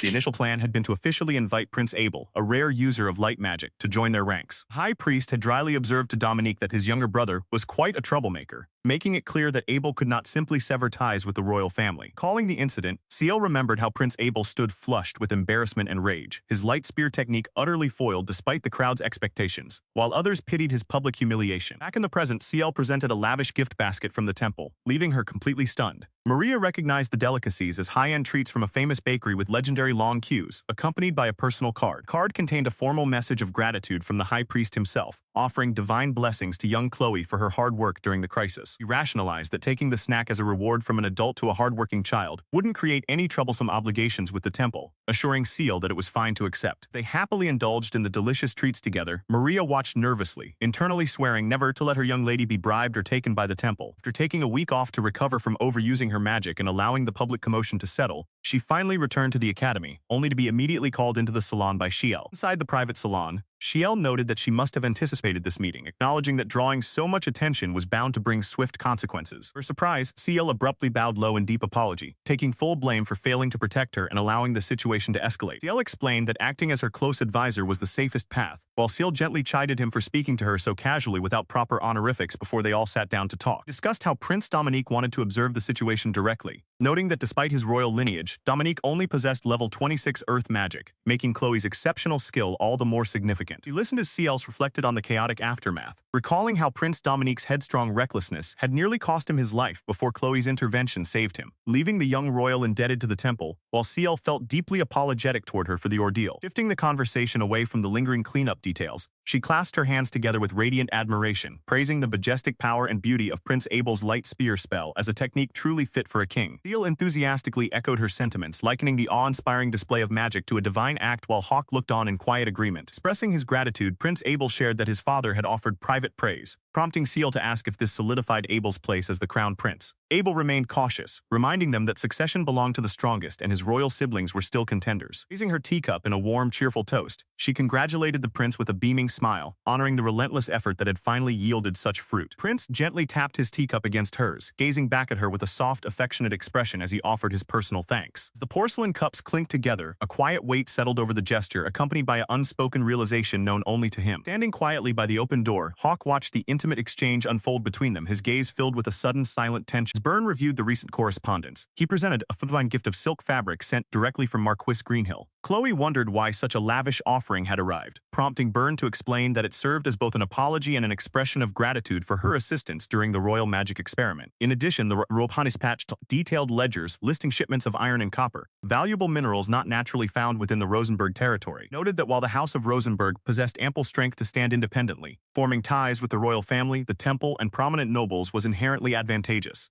These strategic alliances, he emphasized, would eventually serve as crucial support for Lord Jude when the time came. She quietly acknowledged his wisdom, realizing the political weight behind every interaction. Butler advised her to engage with these influential figures only within her own comfort, offering reassurance that her current efforts were already more than sufficient. Expressing her gratitude, she took comfort in knowing that even here in the distant capital, she could actively aid her brother's standing. However, their quiet moment was suddenly interrupted as a hesitant voice called out to her from nearby. Approaching her was a nervous female classmate named Kate, whom she immediately recognized despite the girl's commoner background. Surprised that someone of noble stature would remember her name, the young student stood fidgeting anxiously in front of her. When asked what she needed, the girl timidly admitted that she had a favor to request, prompting an internal sigh from the young noblewoman. Recognizing the familiar opening, she calmly instructed her classmate to direct any medicinal request to the Rosenberg Estate's reception desk, which remained open specifically for such matters. The commoner student expressed shock at how easily her request was anticipated, unaware of the relentless appeals directed at the young alchemist since the last incident. People frequently cornered her in town or waited in ambush, desperate to bypass official channels. Determined to prevent further chaos, she refused to make exceptions that could escalate into another disaster. She turned to walk away. The desperate girl called out frantically, begging for medicine and claiming her father was gravely ill. Suddenly, an angry male student interjected, shouting for her to stop as he aggressively approached. She quickly identified him as the hot-headed son of Viscount Zach Fiddler, berated her callously, demanding to know why she was acting so heartless toward a classmate whose father was at death's door. Watching the affectionate exchange between the two, she silently deduced that they were romantic partners working in tandem to pressure her. He reiterated that urgent cases were prioritized at the reception desk, offering to prepare the medicine swiftly if they simply followed the official procedure. Dismissing her words, the young man lunged forward and grabbed her arm, but the physical threat instantly triggered her defensive plant magic, blasting him backward with violent force. Commoner girl shrieked in horror as her companion crashed onto the ground, bewildered by the sudden magical retaliation. Standing her ground, the young noblewoman explained that her grass magic operated automatically whenever she was subjected to physical aggression. She admonished them for attempting to force her hand, pointing out that countless sick citizens in the capital were patiently waiting their turn through proper channels. The distraught girl selfishly retorted that she cared nothing for other patients, claiming she had no time to wait. Her entitled outburst grimly reminded the alchemist of the countless greedy individuals who constantly demanded cheap, immediate cures while ignoring societal rules. He recounted how self-centered people often resorted to harassment or even attempted abductions when denied immediate satisfaction. The noble youth recoiled in shock at the mention of kidnapping, while she reflected bitterly on how desperation blinded people to everything outside their own narrow desires. Fixing them with a stern gaze, she admonished their ignorance regarding the harsh realities of alchemy. She described venturing into deadly forests, scaling treacherous cliffs and battling dangerous beasts just to harvest rare ingredients, asking if they foolishly believed such immense effort should be handed out for free. The young man stammered in protest, desperately repeating that his partner's father was facing death, while the girl broke down into tears. Unmoved by their emotional display, the young noblewoman remained resolute, clarifying once more that she was not refusing treatment, but demanding they adhere to the mandatory reception desk procedures like everyone else. She rested her head on her desk with a heavy sigh, overwhelmed by the memory of how Zach had ushered commoners through the open estate gates. She dreaded attending the academy the next day. Her tiny dragon companion noted that news of her extraordinary talents as an apothecary had now spread even among the commoners. The conversation was interrupted when Byrne stepped into the room to deliver a late-night request for medicine, surprising her with its timing. Byrne explained that Viscount Fiddler's son had arrived at the front desk following proper procedures, seeking treatment for Kate Armand's father, a gesture that even impressed the butler given the formidable guards stationed at the gate. Curious about the severity of the situation, she inquired about the patient's current condition and medical background. Medical report revealed that the patient was Derek Armand, head of a prominent trading company, whose liver was failing with an estimated remaining lifespan of barely a year. After verifying that the attending physician was trustworthy and that the treatment would be administered correctly, she instructed Byrne to prepare the necessary components. Calculating the immense value of the rare mushrooms required for the compound, she finalized finalized a prescription costing 2 million gold, handing the official paperwork to burn for delivery. The order dispatched, she leaned against her desk with a weary sigh, knowing that maintaining strict procedures and fair pricing was essential to keep order. Reminding herself of her true duty, she took comfort in the realization that an apothecary's primary role was simply to craft medicine of undeniable efficacy. Later on, Byrne returned with cocoa and treats to report that the payment had been settled promptly without any resistance, much to their shared relief. Upon arriving at the academy the following day, she felt the cold, judgment-filled glares of her classmates, who now viewed her as unfeeling and heartless. To her utter astonishment, a classmate named Carla approached her not with hostility, but with an apology for failing to speak up in her defense the previous day. Deeply touched by Carla's unexpected gratitude, her moment of relief was abruptly shattered when loud, angry shouts echoed across the courtyard from the gate. Turning toward the disturbance, she confronted the outrageous spectacle of her furious classmates hurling insults and demanding unearned favors despite the gravity of the situation. She endured the barrage of harsh taunts from her classmates, who mocked her as a gloomy, useless grass magic user putting on airs. Deep down, she only wished for a peaceful existence, hoping to quietly craft medicine and contribute to society free from the burdens of her past noble ties and broken engagements. Overwhelmed with emotion, Kate broke down in tears, admitting she could no longer bear staying at the academy. As she turned away in distress, she suddenly spotted Chloe approaching, realizing she was confronting the very person she least wanted to face. Chloe's complete shock, Kate bowed deeply in a dramatic gesture of apology. She quickly explained that upon presenting the prescription Zach had brought home and recounting the previous day's argument, her father had reacted with profound fury. Kate recounted how her bedridden father had severely reprimanded her, explaining that raw drew mushrooms command millions on the market, making Chloe's price remarkably generous for a refined remedy. Ashamed that she had lacked proper commercial foresight despite being a merchant's daughter, Kate promised that her family would eagerly pay the 2 million gold in full. Imploring Chloe to save her father, Kate was stunned to hear that the remedy was already finished, as Chloe had quietly worked through the night to prepare it in advance. Tears of gratitude filled Kate's eyes as she offered her heartfelt thanks for the unexpected mercy. But as the encounter drew to a close, a blinding headache seized Chloe, the harsh sunlight exacerbating her exhaustion. Ghostly echoes of cruel past rejections resounded in her mind, forcing her to clutch her head and stagger away, desperate to retreat, groaning softly as consciousness returned. A groggy sound echoed in the quiet room. Opening her eyes, Chloe blinked in confusion and asked where she was, only to find Prince Abel sitting by her bedside, greeting her with a gentle gaze. Cautioned her not to get up just yet, explaining that they were in the school infirmary, a place she admitted was her very first time visiting. Flashbacks of her previous life surged back, recalling the moment she had been confronted in the past. Tears welled in her eyes as the heavy memories threatened to overwhelm her, prompting her to cover her face in distress while Abel watched on with concern. Apologizing for her embarrassing breakdown, she was reassured by the prince, who explained that she had collapsed outside the building and that he had already contacted her family estate. She asked if he happened to be nearby when she collapsed, expressing her sincere regret for causing him so much trouble. Abel admitted openly that as an important individual under royal surveillance, it was only natural for him to be near, choosing not to lie to her. During his honesty, she thanked him sincerely, learning that he had rushed over the moment word reached him of her collapse. Reflecting on her condition, she pondered the overwhelming stress caused by past memories and the public humiliation she had endured. Abel voiced his indignation over the insults directed at her by other nobles, declaring that those who disrespected her lacked basic nobility manners, expressed concern over her soft nature against the weak, suggesting they simply leave the offenders to suffer the consequences of their actions. Extending his hand over her, he invoked a divine blessing, casting magic that washed away her lingering exhaustion with a warm, comforting light. Feeling instantly lighter, she marveled at the magic, though she felt guilty using royal magic for simple fatigue, while Ciel looked on from afar. Abel firmly asserted that the choice to use his light magic was his alone, right before Ciel burst through the door in a panic, warning that Lord Ciel had arrived in a critical state. Barely thrown open the infirmary doors when Prince Dominique stormed into the room, furiously demanding to know why his brother was expending sacred light magic within the walls of a mere academy. As Abel turned to glare at the intruder, Chloe shrank back in shock, stunned by the intense hostility radiating from the eldest prince. Abel immediately countered, asking why his brother was ignoring orders and paying attention to a woman he clearly despised. Dominique sneered down at Chloe, expressing disgust that light magic would be wasted on someone like her, leaving Chloe trembling under the weight of his cruel words. Unable to contain his rage, Abel shouted at his brother to be quiet, reminding Dominique that he should be thanking Chloe for saving his life rather than being fooled by greedy noble factions who had hoarded medicine for profit. Dominique harshly rejected the praise, storming toward the door while yelling that he never needed help from someone like her and was fully capable of escaping on his own without her grass magic. Overwhelmed by the barrage of rejection and hostility, Chloe spiraled into deep self-doubt, asking herself what she could possibly do to make them forgive her, or if she should simply disappear entirely. Darkness engulfed her mind as she gave in to despair, crying out internally to be protected as shadowy roots wrapped around her sinking body, pulling her deeper into an abyss. Back in the physical world, Abel panicked as a sudden surge of dense grass magic burst forth, cocooning Chloe completely from his sight despite his frantic attempts to cast a healing spell. Surrounded by total stillness, Chloe found her spirit drifting into a serene sunlit landscape, weeping softly under a grand solitary tree. Warm and familiar presence approached her as old Tom appeared in her dream vision, comforting the weeping girl with a hearty laugh and soft words of affection. Chloe sobbed into his chest about how hard everything had been, but Tom gently held her close, assuring her that good things would surely happen when she opened her eyes once more. He reminded her of the deep secrets of grass magic and her own incredible strength, encouraging her not to forget the special power she possessed inside. Tom told her that if the pain ever became too much, it was acceptable to run away to the ends of the world, though her true path was not yet over. Beside him, the majestic silhouette of the great dragon loomed, declaring firmly that the young princess should never be forced to reach a point where she felt the need to flee. Recognizing the ancient dragon's familiar resonance, Chloe wiped her tears and felt a renewed sense of purpose, turning back toward the radiant light of the living world. Wakening inside her own mansion room, Chloe opened her eyes to find Amel resting beside her bed in his true magnificent dragon form, explaining how Burn and Seal had safely brought her home. She looked tenderly at the young dragon resting beside her, asking if he was the one who had allowed her to see old Tom again. Emil confirmed that he had salvaged the remnants of memory within Tom's magic to rebuild them, admitting that her inner darkness had run so deep he feared he could not pull her back on his own. Nuzzling gently against her cheek, Emil conceded that since she had fought with all her strength to return, he would let her past struggles slide. He reminded her of the fake death potion, assuring her that if circumstances ever became truly unbearable, she could always use it as an escape. Promised that if she were ever backed into a corner with no other options, she could feign death and awaken, and he would carry her far, far away to safety. Knowing there was an emergency way out brought her a deep sense of relief. She expressed her gratitude for his offer to take her somewhere distant like a deserted island. The dragon suddenly wrapped his cool, scaled body around her, urging her to rest.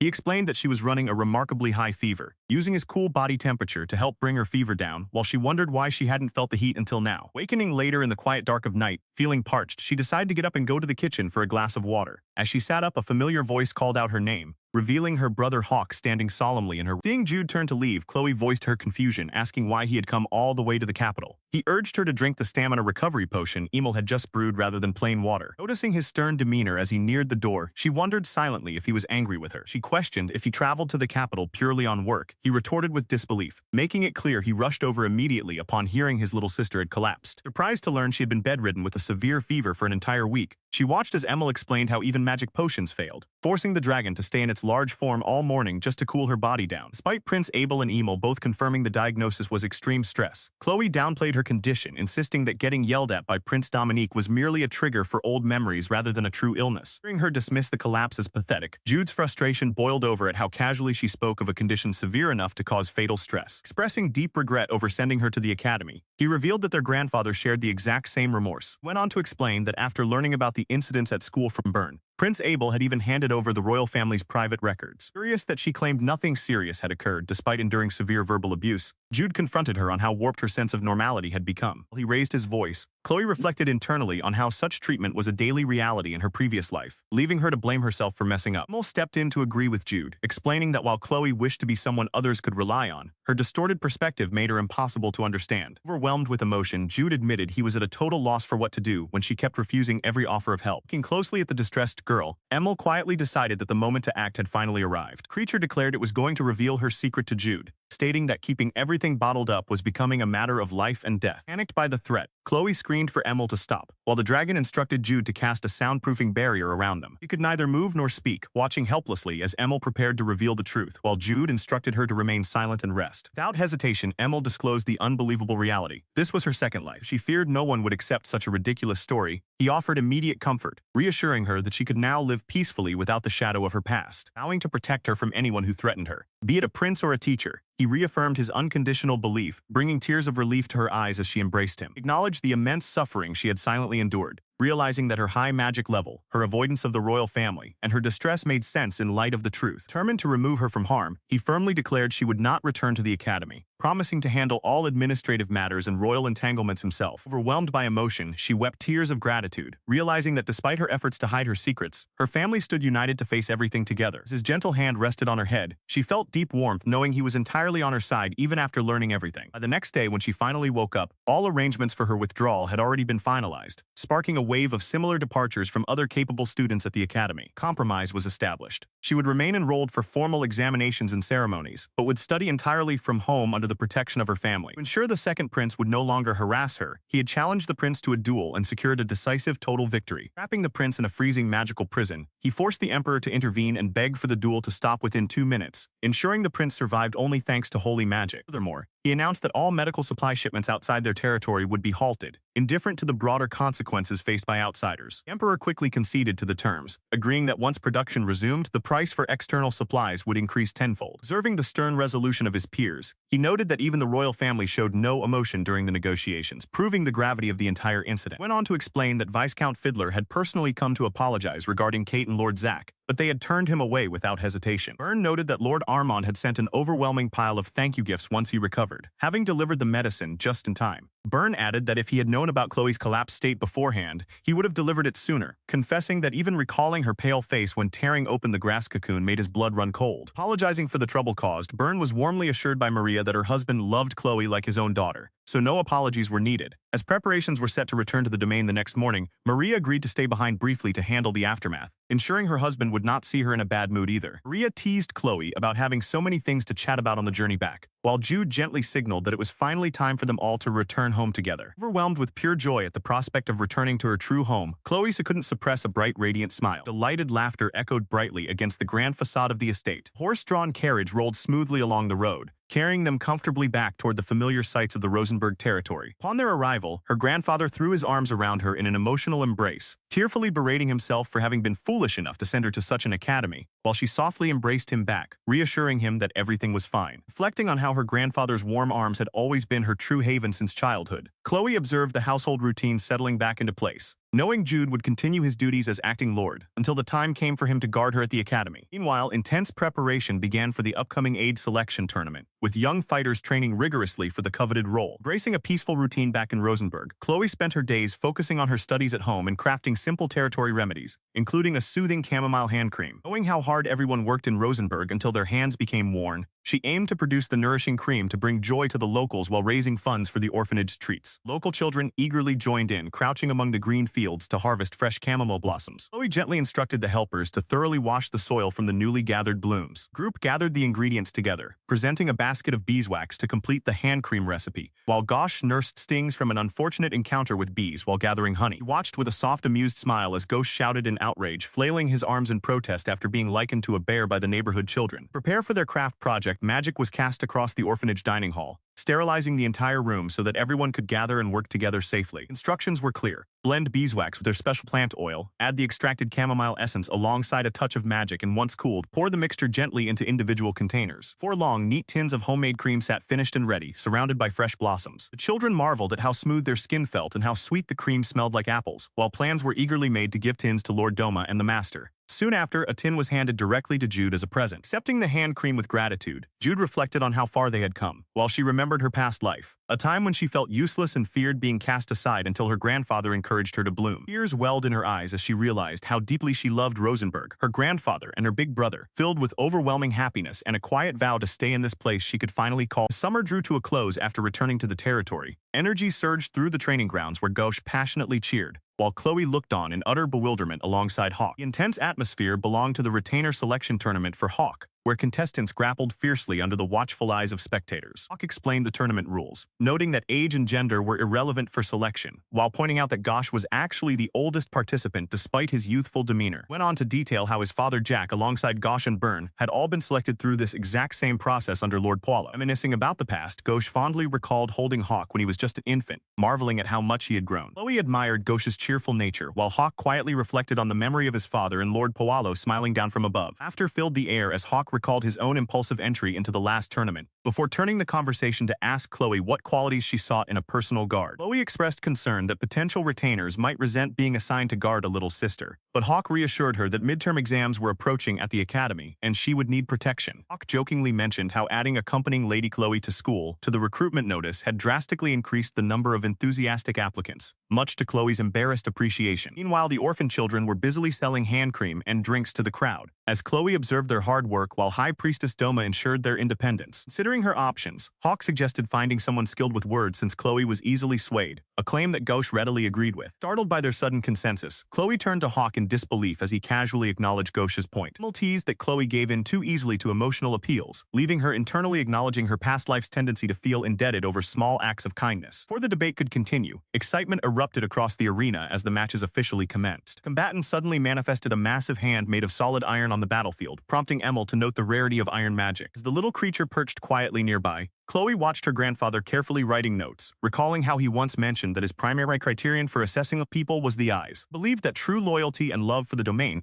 could only be perceived through a candidate's gaze as he determined who should serve at his grandchildren's sides. Nearby, Ghosh and Chloe marveled at a candidate displaying paper magic, observing how versatile it could be for both communication and potentially combat. 10 minutes into the demonstration, the candidate managed to outmaneuver opponents using endless streams of paper, thoroughly impressing the onlookers with his clever tactics. Among the crowd, veteran retainers joked about the youthful vigor and long-standing traditions of families serving the domain across generations. After reviewing all the candidates' records and performances, the Margrave stroked his chin thoughtfully and declared his final selections complete. Following day, Chloe and Hawk gathered outside the estate upon learning that they were to participate in a mock battle against the newly chosen retainers, including Ghosh and Byrne. Mock combat commenced immediately, with candidates unleashing various elemental spells like plant growth and water manipulation against Ghosh and his allies. Defensive barriers and waterfangs clashed until Hawk called a stop to the match, satisfied with the martial proficiency demonstrated by the recruits. Following the bout, young Tori was praised for his performance. Despite his youth, his rare magic affinity and genuine admiration for Ghosh made him a promising future retainer. Next, a sturdy man named Dennis introduced himself, revealing his specialization in rare iron magic to Hawk and Chloe. 22 years old, Dennis was the eldest among the newly appointed retainers, bringing seasoned stability to the group. Beyond his combat skills and iron magic, Dennis was highlighted for his administrative capabilities, knack for paperwork, and domestic diligence. Shortly after, Chloe was struck by the ethereal, fairy-like beauty of Miller, another newly selected retainer who stepped forward. Hawk formally introduced Miller as his childhood friend, leaving Chloe feeling almost blinded by the overwhelming presence of two extraordinarily handsome young men standing side by side. He watched in confusion as Miller dramatically swore eternal loyalty, prompting her to double-check his gender, only for him to clarify with a smirk that he was indeed a man. Meanwhile, Jude interjected, warning Miller not to provoke Hawk, while Ghosh playfully begged Miller to teach him his mysterious tricks. His attention turned to the guard who would accompany her to school. A youth stepped forward, offering to take good care of the young lady. Looking at the figure, she instantly recognized the paper magic user from the day before. Speaker adjusted their cap, admitting that calling her lady felt unfamiliar, while the voice struck an immediate chord of recognition in her mind. Moving the cap, the newcomer called out cheerfully, leaving the young lady utterly stunned as she recognized the energetic girl standing before her. Reuniting with Diana from the orphanage, she expressed her surprise, having assumed everyone else had left to work far away. Diana cheerfully explained that while the others had indeed gone elsewhere, she had stayed behind. Diana explained that upon hearing about the poor treatment at school, she could not stand idle and entered the tournament, having trained rigorously under High Priestess Doma and the temple community. Touched to tears by such dedication, the young lady expressed her heartfelt gratitude. Addressing the gathered group, the Margrave proudly declared that Diana would go down in history as the territory's first female retainer,